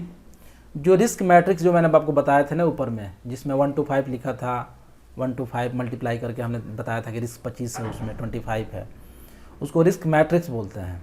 और रिस्क मैट्रिक्स जो है काफ़ी हमें क्लैरिटी देता है कि कितना रिस्क है, और can set internal risk level that require action with in set time scale. Legal requirement override the finding of the risk assessment. जो लीगल रिक्वायरमेंट है ना ये ओवरराइड करता है, यानी कि फर्स्ट हमारा प्रायोरिटी लीगल रिक्वायरमेंट को होना चाहिए। बिना पहले हमारा काम है कानून मानना जो देश का है, और उसके बाद फिर उससे ऊपर जो कर सकते हैं करें। तो even if the risk is low, if the law require it then it must be done. मैंने क्या बोला, रिस्क वहाँ कम भी है। जैसे मान लेते हैं कि 18 साल से नीचे आदमी को काम करवा रहे हैं, वहाँ जानते हैं वो काम कर लेगा, बट नहीं तो नहीं करवाना है ना, वो तो लीगल रिक्वायरमेंट है गवर्नमेंट का, तो नहीं करेंगे हम। रिस्क लो होने के बाद भी उससे नहीं काम करवाएंगे। तो ये होता है, ये ओवरराइड कर देता है legal requirement. And applies also semi legal codes of practice. Applies also semi legal codes of practice. जो semi legal codes of practice उसको भी अप्लाई करना है। And guidance can also assist. कुछ गाइडेंस है, रिस्क लो है फिर भी कुछ गाइडलाइन है गवर्नमेंट का, चाहे उसको भी मानना है, यानी कि ये पहले फिर बाद में हमारा प्रिकॉशन। आइए देखते हैं कि रिस्क जो है मैंने बताया कि लो मीडियम हाई, मैंने 3 अगर स्केल पे बात किया तो रिस्क हमेशा लो तो हमेशा रहता है। लेकिन कुछ ऐसे टर्म हैं, जैसे मैं बोला रिस्क, लो रिस्क में आप काम करो, आप काम हमेशा करो। हम जन्म लिए हैं तो लो रिस्क तो हमेशा रहेगा ही। लेकिन इसको और दूसरा नाम भी बोलते हैं, जिसको हम बोलते हैं एक्सेप्टेबल रिस्क, क्योंकि हम इसको एक्सेप्ट करते हैं, भाई इतना में तो काम करना ही पड़ेगा, इससे हम रिस्क कम नहीं कर सकते हैं, तो इसको हम लोग एक्सेप्टेबल बोलते हैं। Risk has been reduce to an adequate level, अब इससे ज़्यादा रिस्क कम नहीं कर सकते हैं, इसको बोलते हैं एक्सेप्टेबल रिस्क। और जैसे मैंने बताया कि अगर हम किसी पाइप के ऊपर चल रहे थे और वहाँ पे सेफ्टी बेल्ट भी हमने नहीं लगाया था तो गिरने का चांस ज़्यादा था, वहीं पे कुछ वहाँ लाइफ लाइन बांध के और उस व्यक्ति को सेफ्टी बेल्ट पहना के उसका जो हुक है उसमें फंसा देते हैं जो लाइफ लाइन है, तो अब गिरेगा तो क्या होगा, वहीं टंग जाएगा वो आदमी। तो तो रिस्क क्या हो गया, लो से थोड़ा ज़्यादा हो गया, ठीक है ना। फिर भी रिस्क तो रहा, यानी कि हमने रिस्क मान लेते हैं कि वहाँ पे कितना था 25, अब हमने रिस्क कितना कर दिया 5, 25 से 5 आ गया, 6 आ गया मान लेते हैं। तो ये रिस्क 25 से इतना तो कम हो गया, अब इससे कम नहीं हो सकता, अब इतना तो रिस्क रहेगा। इसको बोलते हैं रेसिड्यूअल रिस्क, यानी कि जो कंट्रोल मेजर लेने के बाद रिस्क बच जाता है ना, उसको बोलते हैं रेसिड्यूअल। अब चेक करना है कि रेसिड्यूअल एक्सेप्टेबल में है कि नहीं, या इससे और कम कर सकते हैं। तो ये अब हम डिसाइड करेंगे कि इस पे हम काम कर सकते हैं कि नहीं। अगर काम कर सकते हैं तो क्या हो जाएगा, फिर इसको एक्सेप्टेबल रिस्क बोल सकते हैं। तो रेसिड्यूअल रिस्क से बोलते हैं the risk level we are left with after control has been implemented. जब कंट्रोल हम इम्प्लीमेंट करते हैं तो जो रिस्क बच जाता है उसको हम लोग बोलते हैं रेसिड्यूअल रिस्क। आइए जानते हैं टॉलरेबल रिस्क क्या होता है। ये सब देखना आप आसी पास है, सबका अंतर ज़्यादा नहीं है। टॉलरेबल होता है not acceptable but can live with it for a short period of time with interim control.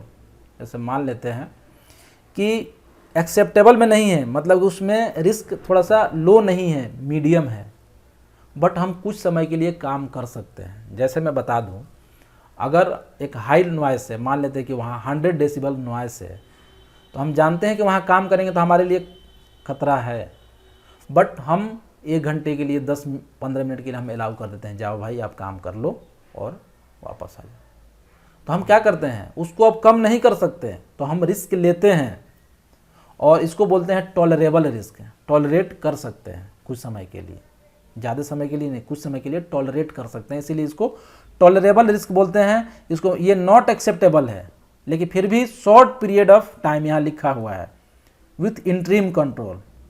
कुछ कंट्रोल हम लोग लिए हैं और उसको अलाउ करेंगे कुछ समय के लिए, ज़्यादा समय इफेक्टिव नहीं रहेगा। जैसे मैं बता दूं, एक BA सेट लगाते हैं ना, 30 मिनट का मान लेते हैं, उसमें ऑक्सीजन है, उसमें एयर है, हम 30 मिनट में जाके काम कर सकते हैं। ये कुछ समय के लिए देखिए काम कर रहा है, लेकिन लंबे समय के लिए नहीं। तो ये क्या होगा, टॉलरेबल रिस्क, हम जाके किसी को बचा सकते हैं वो लगा के। अनएक्सेप्टेबल रिस्क किसे बोलते हैं, जिसको हम उसमें काम नहीं करना है, ये क्लियर हो गया, अब हाई रिस्क है उसमें आप काम मत करो, उसको बोलेंगे रिस्क टू हाई, जिसमें जान जाने की खतरा है, जिस पे हम काम बंद करवा देना है साइटों पे, ऐसे रिस्क को बोलते हैं अनएक्सेप्टेबल रिस्क। फोर्थ जो पॉइंट है इसका, record significant finding and implementing. जो भी हमको रिस्क असेसमेंट करेंगे, हम लोग पूरा ये रिस्क असेसमेंट का ही पार्ट पढ़ रहे हैं, आप लोग ध्यान देना, अभी हम लोग चौथे स्टेप पे हैं। जब हमने कुछ रिस्क पाया और उसे कंट्रोल मेजर अप्लाई कर दिया, तो इसके तो हमको रिकॉर्ड भी तो बनाना पड़ेगा ना, क्योंकि ये तो लीगल डॉक्यूमेंट होता है, हमको रिकॉर्ड रखना पड़ता है हमने क्या किया। तो हम लोग क्या करेंगे, इसके रिकॉर्ड करेंगे, इसके जो फाइंडिंग हो गए, यानी कि एक फॉर्मेट भरेंगे। देखो आप यहाँ पे फॉर्मेट भरा जा रहा है, आप देखना रिस्क असेसमेंट का फॉर्मेट होता है, आप गूगल सर्च मारना बहुत सारा मिलेगा। और जो हमने इम्प्लीमेंट किया, भाई क्या इम्प्लीमेंट किया, वो चीज़ भी हम लोग यहाँ पे लिखेंगे। इसके टिपिकल कंटेंट क्या क्या होते हैं रिस्क असेसमेंट में, ये देखते हैं। हम लोग लिखते हैं कि क्या काम, यानी कि activity area assessed and hazard, हमने कौन से एरिया कर रहे हैं। मान लेते हैं हम लोग एक कंस्ट्रक्शन साइट का कर रहे हैं, जहाँ पे फाउंडेशन हो रहा है, गड्ढा खोदा जा रहा है, एक्सकेवेशन हो रहा है, हमने लिख दिया वो चीज़। और वहाँ पे खतरे क्या क्या हैं वो चीज़ हम लिखते हैं लाइन बाय लाइन। बताया था टास्क एनालिसिस ना, उसी में लाइन बाय लाइन लिखते हैं। किन लोगों को खतरा है वो भी लिखते हैं। ग्रुप एट रिस्क, पब्लिक को खतरा है, हमारे वर्करों को खतरा है, कॉन्ट्रैक्टरों को खतरा है, क्लाइंट के आदमियों को खतरा है, विजिटरों को खतरा है, वो सब लिखेंगे। Risk and adequacy of existing control measures, यानी कि रिस्क वहाँ पे कितना है और उसमें जो कंट्रोल मेजर है एडिक्वेट है कि नहीं, यानी कि जो रिस्क है वो एक्सेप्टेबल में है कि नहीं है। फर्दर प्रिकॉशन नीडेड, यानी कि आगे कौन सा सावधानी लेना है उसमें लिखना है कॉलम में। ये आप देखना, ये बना हुआ है, मेरा भी हीरा का वीडियो है, आप चाहें तो उसको सर्च मार के देख सकते हैं। और date and time of competent person, और कौन आदमी उस रिस्क असेसमेंट को किया, उसका डेट और नाम जो है लिखेंगे। और फिर इसको कब रिव्यू करना है, 1 महीने के बाद या 2 महीने के बाद, उसको रिव्यू डेट भी वहाँ देना है। तो ये तो कुछ खास कंटेंट है, आप चाहें ना तो इससे ज़्यादा इसको और बड़ा कर सकते हैं। आप देखना बहुत सारे फॉर्मेट में अलग अलग पॉइंट्स रहते हैं, लेकिन ये मिनिमम है, ये तो रहेगा ही, अब इससे ज़्यादा वहाँ पे कुछ होगा। तो इस तरह से आप, सबसे लास्ट है रिव्यू। जब आपने ये सारा चीज़ कर लिया, डॉक्यूमेंट भी बना लिया, अब आपको टाइम टू टाइम तो रिव्यू करना पड़ेगा ना कि हम जो काम कर रहे हैं उसमें कुछ चेंजिंग हुआ तो रिस्क असेसमेंट उसका गलत हो जाएगा, यानी कि हमने क्या रिस्क नापा था और दूसरा रिस्क आ गया, वहाँ पे खतरा बढ़ गया वहाँ पे। तो सिग्निफिकेंट चेंज हो, जब किस तरह का चेंज हो, अगर वो प्रोसेस चेंज हो जाए तब भी रिस्क असेसमेंट फिर दोबारा करना है, वर्क प्लेस चेंज हो जाए फिर दोबारा करना है, सबस्टांस बदल जाए, यानी कि पहले हम पेट्रोल यूज़ करते थे अब डीजल यूज़ कर रहे हैं, पहले हजारस केमिकल यूज़ करते थे अब दूसरे केमिकल यूज़ कर रहे हैं, तो ये हो। इन्वायरमेंट बदल जाए, यानी कि पहले ठंडा मौसम था अब गर्मी का मौसम आ गया। उसी प्रकार इक्विपमेंट चेंज हो जाए, यानी कि पहले हम ड्रिल से करते थे आज दूसरा मशीन ला दिए हैं। पर्सनल है, यानी कि पहले दूसरा आदमी था अब दूसरे आदमी चेंज हो गए हैं, तो फिर से उनको ट्रेनिंग देनी पड़ेगी, समझानी पड़ेगी सारी बातों को, तो तब जाकर रिव्यू करते हैं ये किसको, रिस्क असेसमेंट को। और if it is no longer valid, अगर आपको लगे कि चेंज हो गया है, अब इसमें रिव्यू करने की आवश्यकता है, इसमें सुधार करने की ज़रूरत है, तब आप क्या करोगे, ये कब वैलिड हो, इसकी वैलिडिटी कब खत्म हो जाएगी, रिस्क असेसमेंट किया उसके अनुसार काम भी कर रहे हैं बट एक्सीडेंट हो गया, तब भी ये वैलिड नहीं होता है, फिर से उसको रिवाइज करना। नियर मिस हो गया, कुछ इल हेल्थ हो गया, चेंज टू लीगल, कुछ लीगल इशू है जिसमें हमने उसमें चेंज हो गया, अब हमको क्या है उस लीगल जो रिक्वायरमेंट है उसके अनुसार फिर से रिस्क असेसमेंट करने पड़ेंगे। स्टैंडर्ड्स, लीगल स्टैंडर्ड्स, और कुछ भी नहीं होता है तो पीरियोडिकली तो करना ही करना है, यानी कि एक खास समय के बाद आपको करना है, जैसे हर 6 महीने पे, हर 3 महीने पे, आपका ऊपर डिपेंड करता है। आइए देखते हैं, एक ग्रुप एक्सरसाइज है आपके लिए। एक लॉन मोविंग ए मशीन है, घास काटने वाला, using task analysis prepare a brief risk assessment and suggest control measure to reduce the risk involve with this activity. ये एक्टिविटी में आपको एक टास्क एनालिसिस करके इसके रिस्क असेसमेंट तैयार करना है और कंट्रोल मेजर आपको बताना है और रिस्क को रिड्यूस करना है। तो इसके आपको जो है सारे स्टेप जो मैंने आपको बताए हैं उस स्टेप को फॉलो करिए और पता करिए और शेयर करिए मेरे साथ, तो आपको एक आइडिया मिल जाएगा। उसके बाद special cases and vulnerable workers, मैंने बताया था वल्नरेबल वर्कर किसे कहते हैं, जो जल्दी उनको कोई नुकसान पहुँचे, यानी कि यंग पर्सन जो अंडर 18 है उसे जो है वल्नरेबल पर्सन है। लैक ऑफ एक्सपीरियंस है, जिसको एक्सपीरियंस नहीं है तो उसको तो नुकसान, मतलब कि उसको खतरा तो रहेगा ही, रिस्क ज़्यादा रहेगा ही वहाँ पे। फिजिकल एंड मेंटल मैच्योरिटी, कोई लोग हैं जो ज़्यादा चालाक नहीं है, उनकी मैच्योरिटी नहीं है और उनको तो ज़्यादा परेशानी होगी, वो ज़्यादा जल्दी से उनको चोट लग जाएगा, ऐसे लोगों को फोकस करना है। पुअर रिस्क परसेप्शन, यानी कि उनको पता नहीं रिस्क कहाँ है, वो बस ऐसे काम कर रहे हैं, उनको आइडेंटिफाई ही नहीं हो रहा है क्या खतरे हैं हमारे साइड पे, ऐसे लोग। Influenced by the Pir group, कुछ ऐसे लोग हैं जो गैंग में काम कर रहे हैं ना, उनकी बात मान के जो है सेफ्टी नहीं मेंटेन करेंगे, ऐसे लोग। और ईगर एंड कंट्रोल मेजर्स इनके हैं कि prohibit certain high risk activity, that is high risk machinery, इनको हाई रिस्क पे नहीं लगाना है ऐसे लोगों को। और strict work pattern and hour, इनका जो वर्क पैटर्न है सही होना चाहिए, working hour, no overtime इनको करने देना है ऐसे लोगों को, खासकर जो नए हों, फिजिकली चैलेंज्ड हो। और ट्रेन एंड सुपरवाइज, इन लोगों को फोकस में रखो। जैसे आप लोग साइड पे कोई लोग काम करने आ रहे हैं ना, जो नए हैं ना, उनको फोकस करना चाहिए, क्योंकि नए लोगों ही ज़्यादा खतरा रहता है उनको, क्योंकि पता भी नहीं रहता है कैसे काम करना, क्या हो सकता है, उनका दिमाग में वो सब चीज़ है ही नहीं, क्योंकि नए हैं उस साइड के लिए। ऐसे लोगों को फोकस करना चाहिए। वही यहाँ पे वही कंट्रोल मेजर बता रहा है कि स्पेशल लोगों को क्या क्या कंट्रोल मेजर लेना चाहिए। अब जो नेक्स्ट स्लाइड है, न्यू एंड एक्सपेक्टेंट मदर्स को क्या किस चीज़ से खतरा है, तो इनको जो है क्या होता है, सर्टेन केमिकल जैसे लीड वगैरह में इनके बच्चे पर प्रभाव पड़ता है। सर्टेन बायोलॉजिकल एजेंट जैसे रूबेला वायरस वगैरह से इनके बच्चे, इनके शरीर पर प्रभाव पड़ता है। जब कोई प्रेग्नेंट होता है ना तो उसकी इम्यून पावर थोड़ा कम हो जाता है, तो वो लोग ज़्यादा उनको बीमारी होने का चांस रहता है। मैं जो फील किया हूँ, आप देखना। मैनुअल हैंडलिंग, देखना कोई औरत प्रेग्नेंट है या नए बच्चे को जन्म दी है, वो ज़्यादा उनको खासकर जब प्रेग्नेंट होने के बाद ही उनको सामान उठाने से लोग मना करते हैं, मत उठाना, मिसकैरेज हो जाएगा। तो ये चीज़ें, ज़्यादा टेम्परेचर होना तो उनके लिए ठीक नहीं है, बच्चे गिरने का चांस रहता है। ये सब चीज़ है। होल बॉडी वाइब्रेशन, पूरा बॉडी वाइब्रेशन करें ना तो उनको प्रॉब्लम होता है, जो प्रेग्नेंट है, मिसकैरेज हो सकता है। आयोनाइजिंग रेडिएशन, अगर रेडिएशन में वो काम करें ना तो उनका बच्चा भी प्रभावित हो जाता है।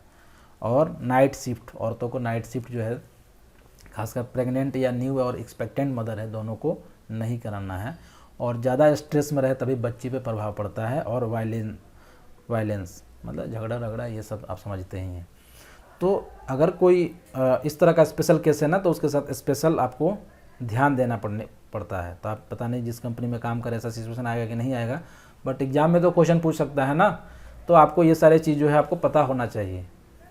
डिसेबल वर्कर है, डिसेबल मतलब क्या? डिसेबल का मतलब होता है कि कोई उनका अंग नहीं है, कुछ काम नहीं कर रहा है, पूरा भगवान जैसे एक परफेक्ट आदमी को बनाते हैं ना, उसमें कुछ मिसिंग है, उसको बोलते हैं डिसेबल। जैसे हाँ, आँख से डिसेबल, कान से डिसेबल, पैर से डिसेबल, ऐसा कुछ भी। तो इसमें identify health and fitness criteria for some job, आप सेट करना कि कौन से जॉब के लिए कितना क्या क्राइटेरिया चाहिए। क्या मेडिकल जैसे करवाते हैं ना, आप देखना विदेश वगैरह जाते हैं तो मेडिकल करवाते हैं सब, यही तो चेक होता है। आई साइट चेक होता है, उसकी क्या रिक्वायरमेंट है। यानी कि जैसे अगर ड्राइवर है तो उसका आई साइट तो बेहतर होना है ड्राइवर वगैरह का। उसके बाद हाइट पे जो काम कर रहे हैं उनके लिए प्रॉपर मेडिकल कराना है, ताकि उनको उनको वर्टिगो टेस्ट करवाना, क्योंकि उनको हाइट से डर तो नहीं लगता है ना, हाइट फोबिया तो नहीं है। वर्कर्स विथ नॉन डिसेबिलिटीज़, कुछ ऐसे डिसेबिलिटीज़ है ना जैसे आँख से दिखाई नहीं दे रहा है। What are the implication of their disability. तो देखो जो जैसा है उसके साथ उस तरह का आपको प्रिकॉशन लेना है। ये सब स्पेशल लोग हैं। लोन वर्कर, कोई आदमी अकेले काम कर रहा है ना तो क्या प्रभाव पड़ेगा। तो worker specially vulnerable and more at risk, तो जो अकेले काम करते हैं ना इनको ज़्यादा खतरा रहता है, खासकर अगर दो आदमी काम करें उससे कंपेरिजन में। इसमें अब वायलेंस का खतरा रहता है, कोई झगड़ा कर सकता है, कोई मार सकता है। अगर अकेले काम करे तो कोई जानवर आके काट सकता है। तो जैसे ये कौन लोग होते हैं, prison officer, mental health nurse वगैरह जो है जाती है मेडिकल ट्रीटमेंट के लिए। इफ़ दे आर इंज्योर्ड और इल हेल्थ, जैसे कन्फाइंड स्पेस एंट्री, जो अकेले जाके अंदर में कन्फाइंड स्पेस काम करते हैं, ऐसे लोग, इनके लिए आपको स्पेशल प्रिकॉशन लेने की आवश्यकता है।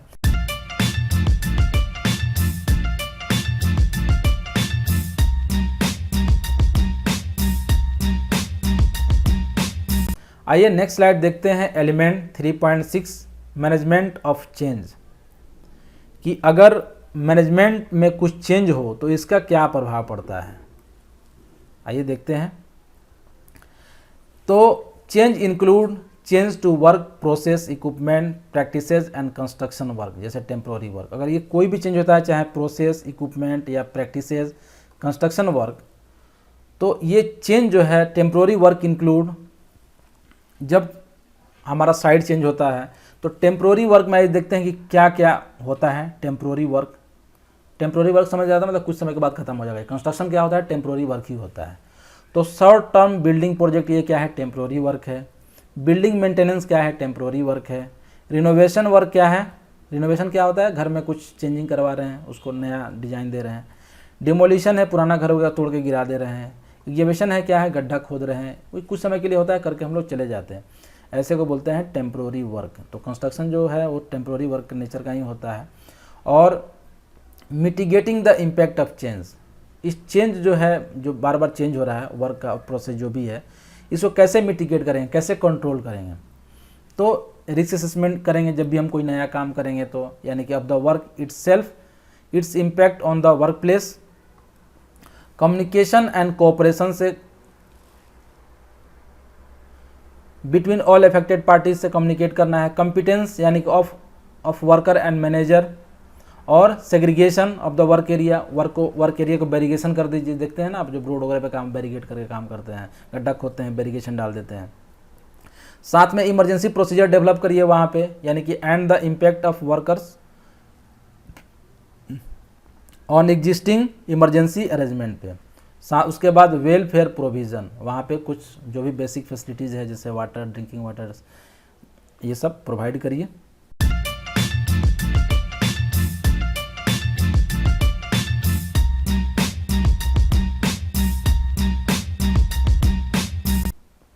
नेक्स्ट एलिमेंट है सेफ सिस्टम ऑफ वर्क, यानी कि हमारे पास सेफ सिस्टम ऑफ वर्क क्या होगा, एक जो प्रोसीजर हम बनाते हैं ना वो कैसे बनाते हैं। तो introduction of safe system of work में देखते हैं कि फॉर्मल रिकॉर्ड, ये क्या होता है, एक फॉर्मल रिकॉर्ड है, हम लोग रिकॉर्ड रखते हैं, आप देखना SOP का रिकॉर्ड रखते हैं। सिस्टमेटिक एग्जामिनेशन ऑफ वर्क, जैसे मान लेते हैं किसी मशीन पे काम करना है तो उसमें पहले ये करना, पहले ये बटन दबाना, उसके बाद वाल ओपन करना, फिर ऐसे जो भी एक मतलब कि लाइन बाय लाइन लिखा रहता है, इसको क्या बोलते हैं, सिस्टमेटिक एग्जामिनेशन। आप देखना ना कुछ भी मशीन खरीदना, उसमें एक लिख के देता है सेफ ऑपरेटिंग प्रोसीजर, और कैसे ऑपरेट करना है, हाउ टू ऑपरेट करके लिखा रहता है, वो सब क्या है, यही तो है safe system of work. Hazard identification जो है उसमें रहता है, और सेफ मेथड डिफाइंड, यही तो रहता है सेफ सिस्टम ऑफ वर्क में। उसके बाद to be effective the safe system of work must bring together, अगर SOP को इफेक्टिव बनाना है, यानी कि सेफ सिस्टम ऑफ वर्क को इफेक्टिव बनाना है, तो जो पीपुल है उन्हें उनके लिए ये मतलब कि उनको डिसाइड करना है, उनको साथ लेके बनाना है, क्योंकि आप अकेले SOP बना दोगे तो उनको थोड़ी समझ में आएगा। आप जो लोग काम करेंगे उनको बैठाओ, उनसे बात करो, मशीन के पास जाओ, उसका देखो कैसे होता है, उनको बैठा के उनको इन्वॉल्व करो, यानी कि पीपुल को इन्वॉल्व करो। Who is the SSW for, safe system work किसके लिए, उनको इन्वॉल्व करो। What level of competence of technical ability should they have, मान लो कि मशीन मान लो CNC है, तो CNC मशीन है, कंप्यूटर चलने वाला, तो उस जो ऑपरेटर है उसके कंप्यूटर का नॉलेज होना चाहिए। इस तरह से जो है कॉम्पिटेंसी, टेक्निकल एबिलिटी जो है उसमें डिसाइड होना चाहिए। Equipment, what equipment will be used, उस काम को करने के लिए कौन सा इक्विपमेंट यूज़ करना है या कौन सा इक्विपमेंट है। What safety equipment will be required, और उस काम को परफॉर्म करने के लिए कौन सा सेफ्टी इक्विपमेंट चाहिए। तो वो चीज़ मतलब जब जैसे कन्फाइंड स्पेस में काम करना था, आपको ऑक्सीजन का मीटर चाहिए, तो इस तरह से हम जब SOP बनाएंगे ना, सारे चीज़ को कंसिडर करेंगे, पीपुल को, इक्विपमेंट को, मटेरियल को, यानी कि what material will be used और हैंडल ड्यूरिंग द वर्क, उस काम में कौन सा उसमें SSW में शामिल करना है। इन्वायरमेंट, कैसे हॉट में काम करेंगे, कोल्ड में काम करेंगे, कैसे, where will the work take place, space, light and temperature उसकी क्या होगी, in such a way as to create safe work method. और ये जब चारों चीज़ कंसीडर करके हम सेफ वर्क मेथड बनाएंगे ना, तो काफ़ी इफेक्टिव बनेगा, अच्छा बनेगा। और ये क्या होना चाहिए, link to risk assessment, risk assessment में वहाँ लिखा होना चाहिए, जैसे कंट्रोल में जब लेते हैं ना रिस्क असेसमेंट, हम डाल देते हैं कि इसके लिए रेफ़र करें इसका सेफ सिस्टम ऑफ वर्क, तो वो चीज़ उसमें लिंक होना चाहिए। और hazard identified and control recorded, documented so the standard is clear, ये डॉक्यूमेंटेड यानी कि इसका डॉक्यूमेंट करके मेंटेन करके रखना चाहिए, ताकि हमारा स्टैंडर्ड क्लियर हो सके, हम कैसे काम करना है हमें, चाहे कोई आदमी जाए पढ़ ले और उसके अनुसार काम करे, डिस्प्ले भी कर दे तो अच्छा है। Developed by a competent person, जो लोग भी सेफ सिस्टम ऑफ वर्क बनाए उनके पास एक अच्छा नॉलेज हो, ताकि वो सारे चीज़ को समझें और कोई भी चीज़ छूट ना जाए, तभी जाके इफेक्टिव बनेगा। विथ असिस्टेंट फ्रॉम वर्कर्स, जो वर्कर वहाँ पे काम कर रहे हैं वो भी उनको हेल्प करें। Legally required in many circumstances, कई जगहों पे तो ये आपको लीगल रिक्वायरमेंट है, गवर्नमेंट कहता है कि आपको बनाना ही बनाना है। और employer responsibility to prepare them, ये कंपनी के जो मालिक है उसको जिम्मेदारी है कि वो बनाए। और workers responsibility to follow them, worker की रिस्पॉन्सिबिलिटी है उनको फॉलो करें, उस जैसा SOP में लिखा है उसी के अनुसार काम करें। और सेफ सिस्टम ऑफ वर्क जब डेवलप करते हैं ना, तो श्रेडिंग जो है पॉइंट याद रखिए आप, ये जो पॉइंट याद रखेंगे तो आपको लाइन बाय लाइन उसी के अनुसार कर पाएंगे, एग्जाम पॉइंट ऑफ व्यू से भी इंपॉर्टेंट है। सबसे पहले हम टास्क को सिलेक्ट करेंगे, S मतलब सिलेक्ट टास्क, R मतलब रिकॉर्ड स्टेप और stages of the task, E में evaluate risk associated with each step, D means develop safe working method, और I मतलब इम्प्लीमेंट सेफ वर्किंग मेथड, और M मतलब monitor to ensure its effectiveness. ये जो है श्रेडिम स्टेप है जो कि सेफ सिस्टम ऑफ वर्क डेवलप करने के लिए यूज़ किया जाता है। तो step in changing a wheel, आइए देखते हैं एक एग्जाम्पल हम लोग लेके देखते हैं, वर्क एग्जाम्पल, कि हमको स्टेप चेंज कर, एक व्हील चेंज करना है गाड़ी का। एक कोई गाड़ी है और उसका व्हील है, और ये व्हील को चेंज करना है। यहाँ से 2 व्हील है, मैं अच्छा गाड़ी नहीं बना पा रहा, इस व्हील को चेंज करना है। तो इसका remove equipment from boot, sorry, सबसे पहले क्या करेंगे, पार्क द कार। मान लेते हैं कि ये कार है और इसमें 2 चक्के हैं और इसको निकालना है। सबसे पहले कार को लाके पार्क कर देंगे, सबसे पहले कार को पार्क कर देंगे और उसके बाद रिमूव इक्विपमेंट फ्रॉम बूट, यानी कि इक्विपमेंट निकालेंगे इसके बूट से उस कार को व्हील चेंज करने के लिए। लूजन व्हील नट्स, जो इसके नट होंगे उसको लूज करेंगे और उसके बाद जैक लगाएंगे, jack up the car, car को ऊपर उठाएंगे तभी तो व्हील निकलेगा। रिमूव व्हील नट्स, उसके बाद नट्स निकाल देंगे। Replace wheel and wheel nuts, उसके बाद lower car, remove jack, wheel change कर दिया, अब लोअर करेंगे और जैक को हटाएंगे।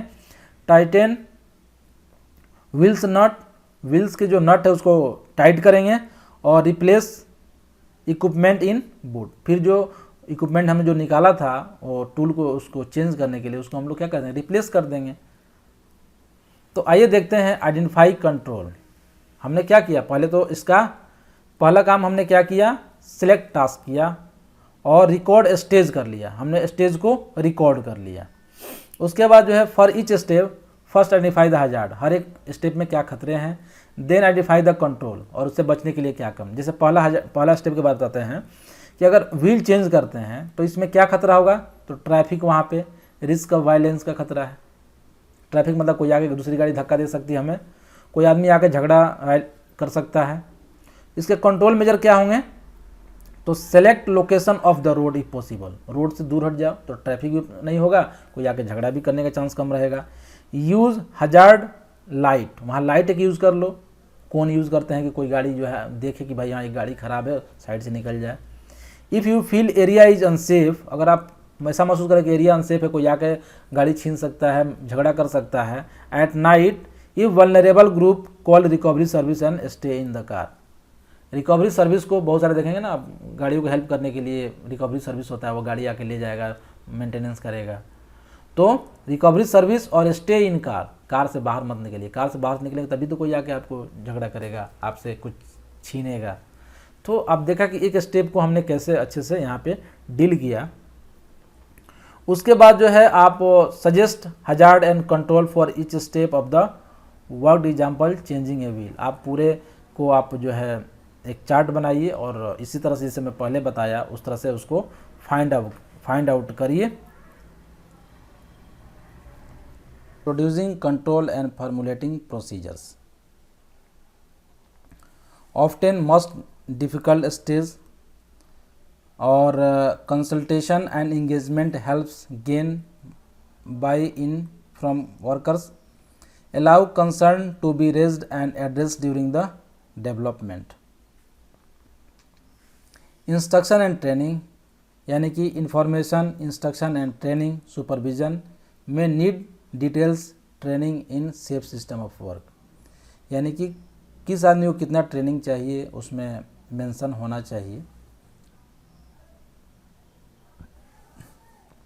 मॉनिटरिंग द सिस्टम, यानी कि must monitor to ensure safe system of work is applied correctly, यानी कि ये सेफ सिस्टम वर्क अप्लाई हो रहा है कि नहीं अच्छे से। और safe system of work is as safe as was intended, जैसा हम लोग सेफ सिस्टम ऑफ वर्क बनाया, जैसे हम लोग चाहते हैं कि पूरी तरह सेफ हो, उस तरह से वो होना चाहिए, ताकि जो है उस पर काम करे तो रियली में लोगों की सेफ्टी हो पाए। तो हमने देखा कि जो सेफ सिस्टम ऑफ वर्क है वो श्रेडिम को यूज़ करके हम बनाते हैं। तो ये आपके लिए एक्सरसाइज है कि develop a simple safe system of work for the task allocated to your group, जैसे making a cup of tea, आपको एक इसका सेफ्टी प्रोसीजर बनाना है, safe system of work.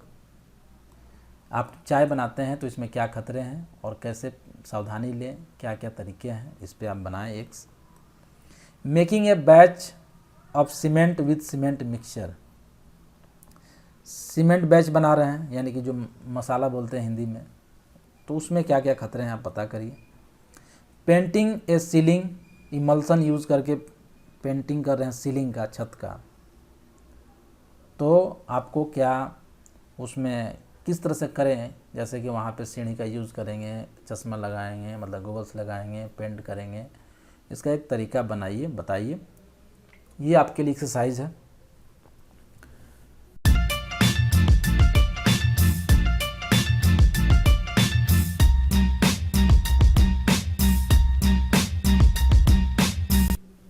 Next element 3.8 permit to work system.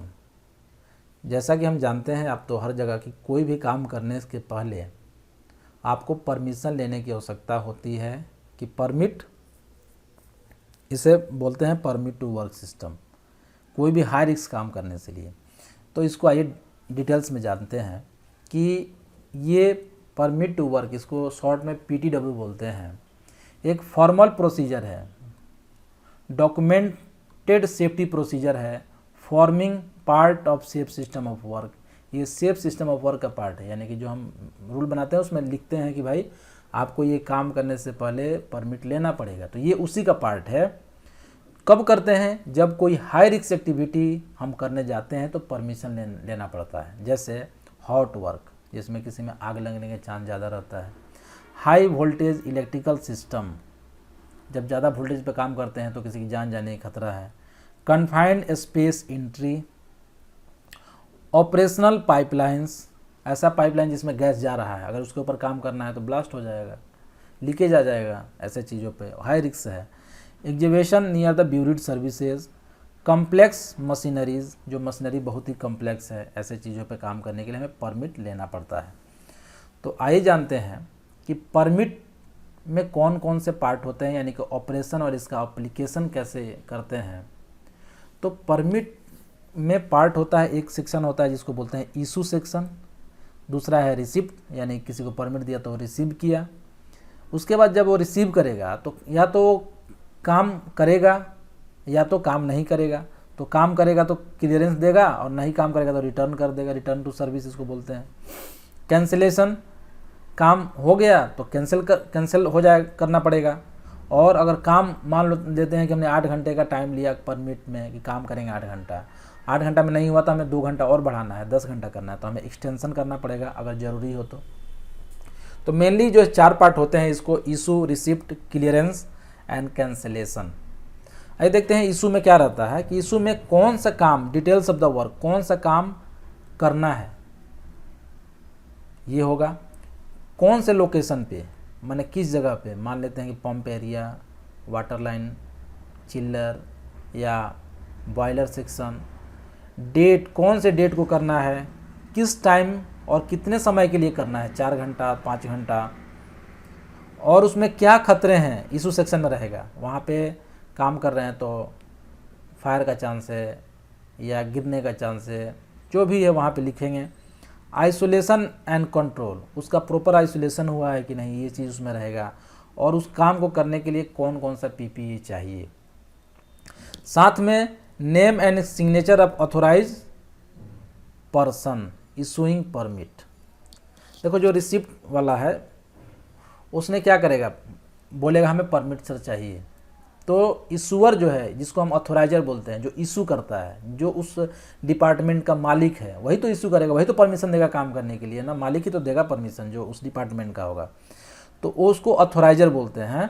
और वही जो है वो वहाँ पे साइन करके देगा, ऑथोराइज पर्सन इशू करेगा उस परमिट को, जो वहाँ का हेड होगा, उसने इशू किया। जो काम करेगा उसको बोलते हैं रिसिप्ट, यानी कि हाँ हम अपने परमिशन लिया, इसका रिसिप्ट यानी कि वो रिसीव किया, और वो भी अपना नेम एंड सिग्नेचर डालेगा of the person receiving permit. और उसके बाद क्या होगा, वर्क कैन स्टार्ट। इतना 2 होने के बाद काम को आप स्टार्ट कर लीजिए, आगे बढ़ जाइए। काम हो रहा है, 2 घंटे का ब्लॉक, मतलब 2 घंटे का हमने परमिशन लिया, 2 घंटा हम काम कर रहे हैं, अब किसी से पूछने की ज़रूरत नहीं है, प्रिकॉशन ले लिया, जो भी लेना था काम कर रहे हैं। अब काम करने के बाद क्या है, क्लियरेंस। काम खत्म हो गया तो क्लियरेंस देना है कि भाई हमने काम खत्म कर लिया, परमिट कैंसिल करिए। और रिटर्न टू सर्विस, यानी कि जो आप पहले काम कर रहे थे, जैसे मान लीजिए एक पंप है, उसका मेंटेनेंस आप कर रहे थे, तो जब आप रिटर्न करेंगे तभी तो आदमी फिर सर्विस में लेगा उस पंप को। तो ये क्या है, permit signed back to confirm worker are finished, sorry work are finished, workers यहाँ लिख दिया है, गलती है, वर्क्स आर फिनिश्ड, काम खत्म हो गया, और साइन करके दे देता है कौन, जो परमिट लिया है, परमिट रिसीवर, रिसीप्ट को ही बोलते हैं रिसीवर, और इसको बोलते हैं ऑथोराइजर, यहाँ पे लिखा हुआ भी है ऑथोराइजर। और उसके बाद जो है रिटर्न कर दिया, अब कैंसिलेशन कौन करेगा, ऑथोराइजर फिर कैंसिल करेगा उसको कि हाँ permit sign to accept area back under normal operation, ये पर ऑथोराइजर फिर साइन करेगा और उसको सर्विस में फिर से ले लेंगे, यानी कि एक्सेप्टेड किया गया। उसके बाद अगर काम ख़त्म नहीं होता है तो हम इसको एक्सटेंड भी कर सकते हैं, 2 घंटा 4 घंटा जितना ज़रूरी हो, वो डिपेंड करता है उस कंपनी में क्या नियम है।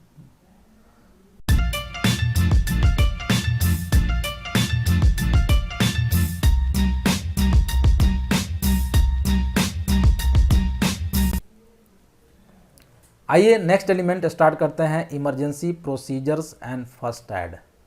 आप जानते हैं कहीं भी कोई भी काम हो रहा है तो इमरजेंसी प्रोसीजर होना चाहिए, क्योंकि इमरजेंसी कब आ जाता है पता नहीं है, कब किसी को चोट लगा, अगर फर्स्ट एड नहीं हो तो ज़्यादा ब्लीडिंग हो जाएगा, हॉस्पिटल जाने से पहले ही मर जाएगा, इसलिए उसको फर्स्ट एड की आवश्यकता हर जगह होगी ही होगी।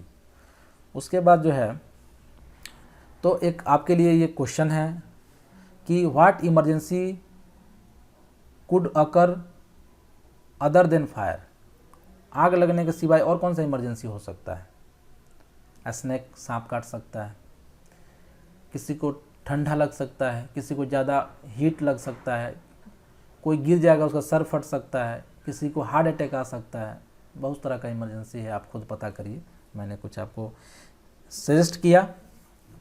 The need for emergency procedure, emergency procedure की अब ज़रूरत क्यों पड़ी भाई, आइए देखते हैं। Why do we need them, हमें क्यों आवश्यकता है, क्योंकि अगर हमारे पास प्रोसीजर नहीं रहेगा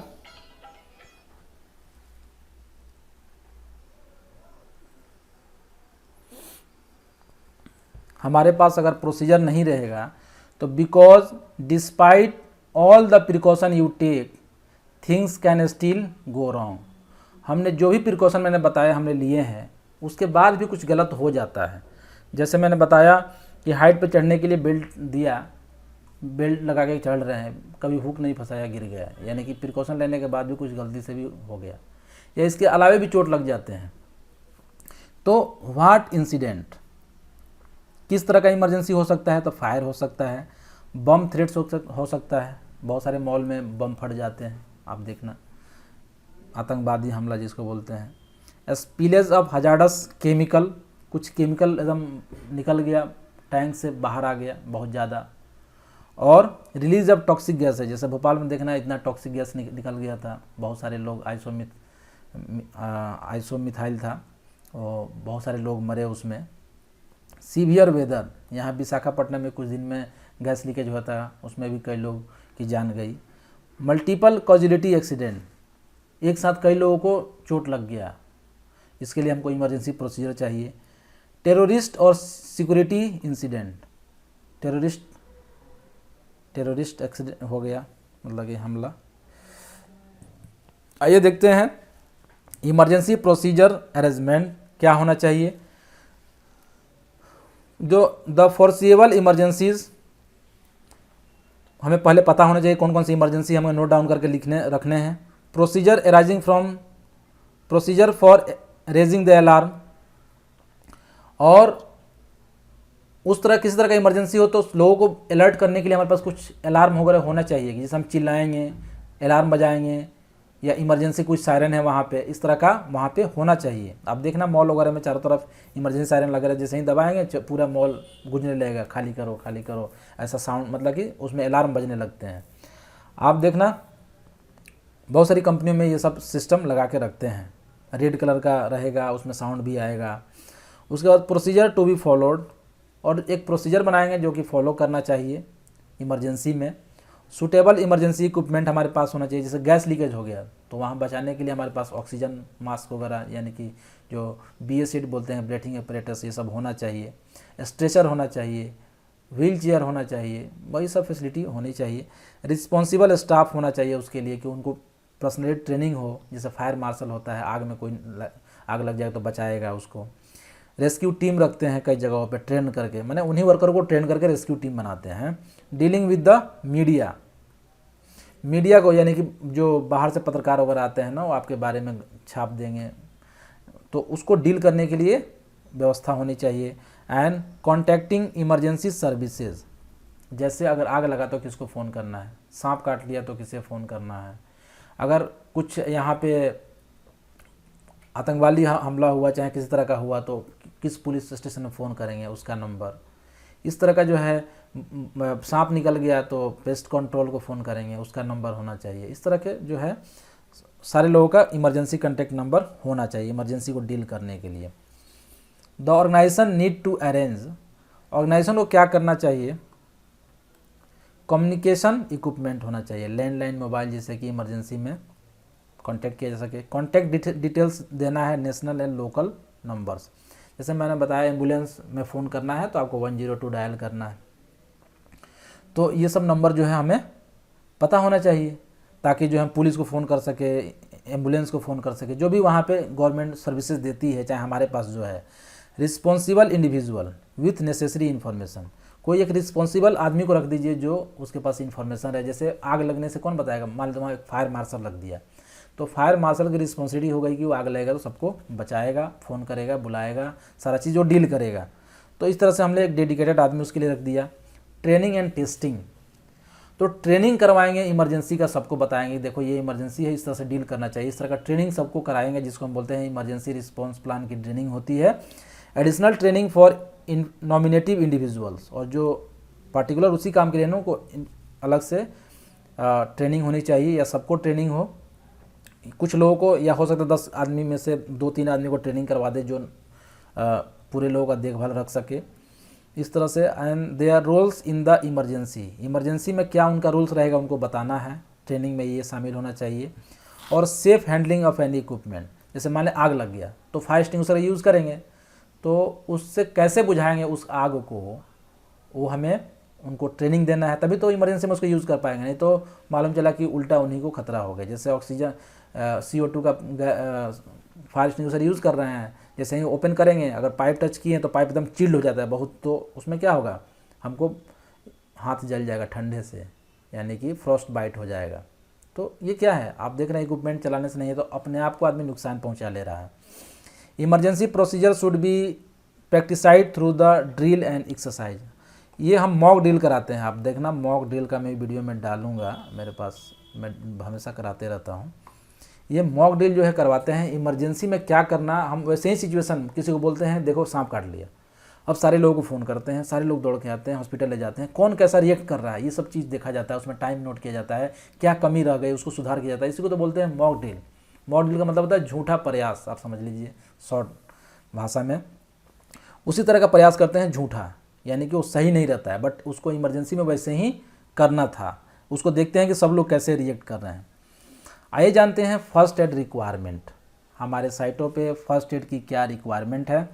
तो requires appropriate first aid provision according to legal requirement, जो है ना फर्स्ट एड की ज़रूरत है, साइटों पे देना ही देना है, फर्स्ट एड बॉक्स वगैरह फर्स्ट एड की फैसिलिटी होनी चाहिए। तो इसमें फैसिलिटीज़ जो है में क्या क्या इसमें डिसाइड करेंगे, हमारा एक तो फैसिलिटी क्या क्या हो, कौन सा इक्विपमेंट हो, कौन से लोग हो, ये तीनों चीज़ को ध्यान देना है। यानी कि an appropriate location where first aid treatment can be given, एक ऐसा जगह हो जहाँ सेफ़ हो, सब लोग आसानी से पहुँच जाएँ, सबको एक्सेस हो वहाँ पे, ऐसी जगह पे फर्स्ट एड का फैसिलिटी रखना है। यानी कि फर्स्ट एड फैसिलिटी में वहाँ फर्स्ट एड का जो बॉक्स आता है वो आप रख सकते हैं, स्ट्रेचर वगैरह रख सकते हैं, ताकि इमरजेंसी में उसे CPR की देने के लिए उसके किट जो है वो रख सकते हैं आप। इस तरह का फैसिलिटी वहाँ पे अवेलेबल होना चाहिए। ड्रेसिंग वगैरह के लिए नर्स भी रख सकते हैं, डॉक्टर भी रख सकते हैं।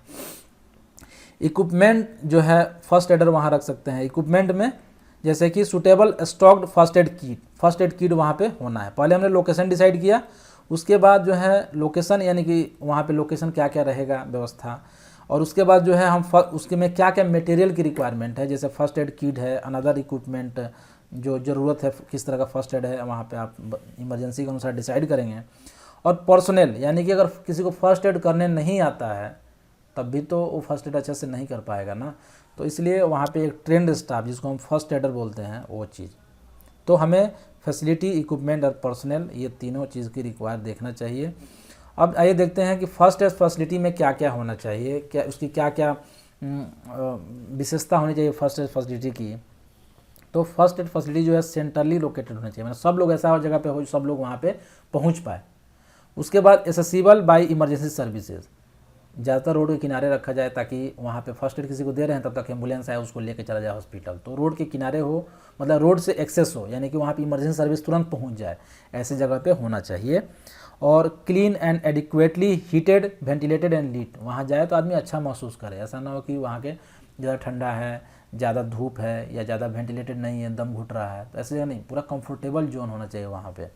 और हैंड वॉश फैसिलिटी वहाँ पे अवेलेबल होना चाहिए ताकि फर्स्ट एड करने से पहले हाथ धो ले कोई, इस तरह का चेयर हो, क्लिनिकल वेस्ट बिन हो, जो भी वहाँ से फर्स्ट एड देने के बाद जो उसमें बेकार की चीज़ें आ रहा है उसमें डाला जा सके उस डस्टबिन में, वेस्ट बिन में। और इक्विपमेंट क्या क्या होना चाहिए, तो इक्विपमेंट में फर्स्ट एड किट तो बहुत ज़रूरी है।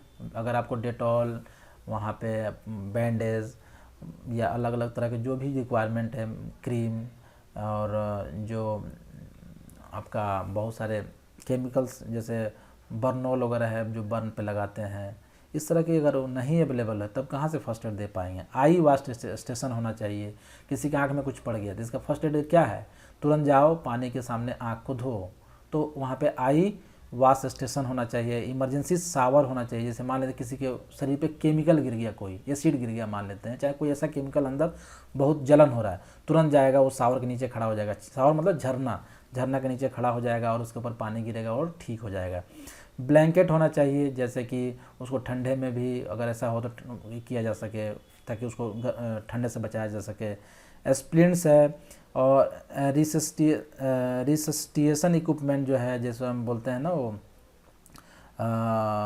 CPR ट्रेनिंग देते हैं, उसका होना चाहिए। स्ट्रेचर होना चाहिए जिस पे आदमी को लेटा के और एम्बुलेंस के पास ले जाया जाए या उसको साइड से लिया जाए। व्हील चेयर होना चाहिए। अदर इक्विपमेंट एज रिक्वायर्ड, अब आपके पास किस तरह का इमरजेंसी है उसके अनुसार अदर इक्विपमेंट आप डिसाइड करिए। उसके बाद फर्स्ट एड पर्सनल, कौन आदमी जो है फर्स्ट एड करेगा, इसके बारे में देखते हैं। इसके सबसे पहले जानते हैं कि फर्स्ट एड में होता क्या है, फर्स्ट एड क्यों किया जाता है। The basic principle of first aid is to keep the injured person alive, यानी कि जिसको चोट लगा ना उसको जिंदा रखना जब तक प्रोफेशनल मेडिकल असिस्टेंट अराइव नहीं हो जाता, जब तक कोई डॉक्टर नहीं आ जाता या डॉक्टर के पास नहीं लेके चले जाते, तब तक उसको जिंदा रखना है। और इसमें हम 3P का ध्यान रखते हैं। 3P मतलब 3P यानी कि फर्स्ट P का मतलब होता है प्रिजर्व लाइफ, उसके जीवन को प्रिजर्व करना है, बचाना है, मरने नहीं देना है। प्रिवेंट डिटोरिएशन, यानी कि सब मान लीजिए कि उसको बचाना तो है, ब्लड बाहर निकल रहा है तो ब्लड को रोकना है ताकि उसको वहाँ ब्लड तुरंत थोड़ी मिल पाएगा, ब्लड को रोकेंगे तो उसकी जान बच जाएगी, तो ये उसका स्थिति और ख़राब नहीं होने देना है, उसको कंट्रोल में रखना है। और प्रोमोट रिकवरी, साथ में हमें केवल डिटोरिएशन नहीं बचाना है, उसको रिकवरी की तरफ प्रमोट करना है, यानी कि उसको अच्छा करने की कोशिश करना है। तो ये काम होता है फर्स्ट एड का, यानी कि preserve, prevent and promote recovery. उसके बाद जो है and to treat minor elements that require no further medical help. और मान लेते हैं कुछ ऐसा चीज़ हो गया जैसे कट बर्न हो गया, छोटा छोटा चीज़, तो इसको तो हम बार बार हॉस्पिटल तो नहीं ले जाएंगे, छोटा मोटा मलहम पट्टी करके यानी कि फर्स्ट एड करके हम उसे साइड पे काम करने के लिए छोड़ देंगे। तो इस तरह से जो है ये फर्स्ट एड जो है काफ़ी हेल्पफुल होता है। आइए एक आपके लिए ग्रुप एक्सरसाइज है, discuss the issue that you would need to consider to decide the level of first aid cover in your workplace. किस लेवल का फर्स्ट एड जो है वहाँ पे होना चाहिए, ये आपको डिस्कस करिए। आइए देखते हैं इसका आंसर नेक्स्ट स्लाइड में।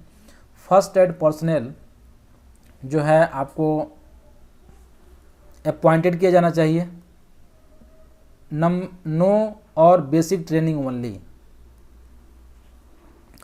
उसको मिलना चाहिए बेसिक ट्रेनिंग फर्स्ट एड का। Emergency first adder and first aiders full emergency response का FW ट्रेनिंग मिलना चाहिए। और coverage will be depend on, इसका फर्स्ट एड का कहाँ कहाँ कवर होना चाहिए, यानी कि the general risk level of the work place, जहाँ जहाँ ज़्यादा रिस्क हो वहाँ फर्स्ट एड कंपलसरी रखें। और the hazard present in the work place, जहाँ हजार्ड प्रेजेंट हो। एक्सीडेंट हिस्ट्री देख ले भाई, कहाँ कहाँ एक्सीडेंट हुआ इसके पहले, वहाँ फर्स्ट एड कवरेज होना चाहिए। वल्नरेबल पीपुल पर्सन, यानी कि जिन लोगों को ज़्यादा चोट लगने का चांस है वहाँ पे दे दो आप फर्स्ट एड, वहाँ पे फर्स्ट एड फैसिलिटी रखो। द नंबर ऑफ़ वर्कर, जहाँ ज़्यादा नंबर ऑफ़ वर्कर हैं वहाँ प्रायोरिटी देना है। Work pattern and shift system, हर एक शिफ्ट में अगर हो रहा है एक्सीडेंट, मतलब काम हो रहा है तो हर एक शिफ्ट में फर्स्ट एडर होना चाहिए, फर्स्ट एड बॉक्स होना चाहिए। वर्क प्लेस लोकेशन, मान लेते हैं कि एक बहुत सारे हाइटों पे काम होता है, ऊपर में नीचे में, तो ऊपर अगर हो रहा है, ऊपर से कोई नीचे नहीं आया तो ऊपर भी फर्स्ट एड का फैसिलिटी होना चाहिए। इस तरह का जो जियोग्राफिकल अगर ज़्यादा डिस्ट्रीब्यूशन हो तो size and spread of the work place, वही कह रहा है, यानी कि ज़्यादातर साइज जैसा हो। तो ये सब जो है डिपेंड करता है कि आपका साइट कैसा है, उसके अनुसार फर्स्ट एड की रिक्वायरमेंट आप डिसाइड करेंगे। What factors would you consider when selecting individual to be first aider, आप क्या कंसीडर करेंगे फर्स्ट एडर में क्या क्या चीज़ होना चाहिए, एक फर्स्ट एडर में क्या क्वालिटी होना चाहिए। तो ये देखते हैं फर्स्ट एडर में क्या क्वालिटी होना चाहिए। जो फर्स्ट एड करता है, कई लोगों को खून देखने से डर लगता है, उनको चक्कर आने लगता है, बेहोश हो जाएंगे, ऐसे लोगों को तो नहीं रखें। तो वो लोग क्या होने चाहिए, रिलायबल होने चाहिए, हाँ फर्स्ट एड कर सकता है। शांत आदमी होना चाहिए, काल्म, और गुड कम्युनिकेशन, बात बताने में कि भाई क्या हुआ डॉक्टर को इजीली बता सके। और उसके बाद aware of on limitation end of the training, उनका अपना लिमिटेशन पता होना चाहिए कि हम क्या कर सकते हैं, फर्स्ट एड का जितना काम है उतना ही करना है। Ability to absorb new knowledge and learn, नया नया काम सीख पाएँ। Ability to cope with the successful situation, stressful situation, मान लीजिए इमरजेंसी आता है ना तो बहुत स्ट्रेस पड़ता है, उस समय को वो संभाल पाए, ऐसा आदमी होना चाहिए। एबल टू एक्सेप्ट रिस्पॉन्सिबिलिटी वो ले पाए फर्स्ट एड का। और physically fit enough, physically fit हो, किस तरह का प्रॉब्लम ना हो उसे। और consideration of the need for the first aider considering gender, ethnically and religious conviction, must be able to release from the normal duties to attempt an incident. और जो भी आदमी काम कर रहा है ना उसी को तो हम लोग रखते हैं फर्स्ट एडर बना के, तो ऐसे काम में उसको रखें ताकि वो तुरंत वहाँ से छोड़ा जा सके। ऐसा नहीं इमरजेंसी आ गया अब वो अपना काम छोड़ के नहीं जा सकता, तो क्या फर्स्ट एड देगा। तो ये सब चीज़ें जो हैं ध्यान देना है। तो आइए देखते हैं कि हमने ये पूरा एलिमेंट तो बड़ा था, पूरे एलिमेंट में क्या क्या कंप्लीट किया। तो हमने देखा in this element we have describe the concept of health and safety culture, हमने हेल्थ एंड सेफ्टी कल्चर के बारे में पढ़ा था। इसका क्या महत्व है, significance in the management of health and safety of the organisation in the organisation, ये देखा था।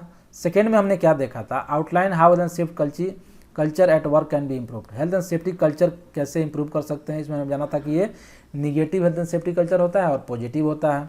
उसके बाद हमने देखा था आइडेंटिफाइड द ह्यूमन फैक्टर, जैसे इंडिविजुअल उसका टास्क फैक्टर था, ऑर्गेनाइजेशन फैक्टर था, और 3 फैक्टर थे ना उसके, वो देखे थे हम लोगों ने, विच पॉजिटिवली और निगेटिवली इन्फ्लुएंस बिहेवियर, कैसे वो बिहेवियर को प्रभावित करता है, और way that can affect health and safety. हमने 4th में पढ़ा था कि explain the principle of 5 step of risk assessment, risk assessment के 5 स्टेप हमने देखे थे।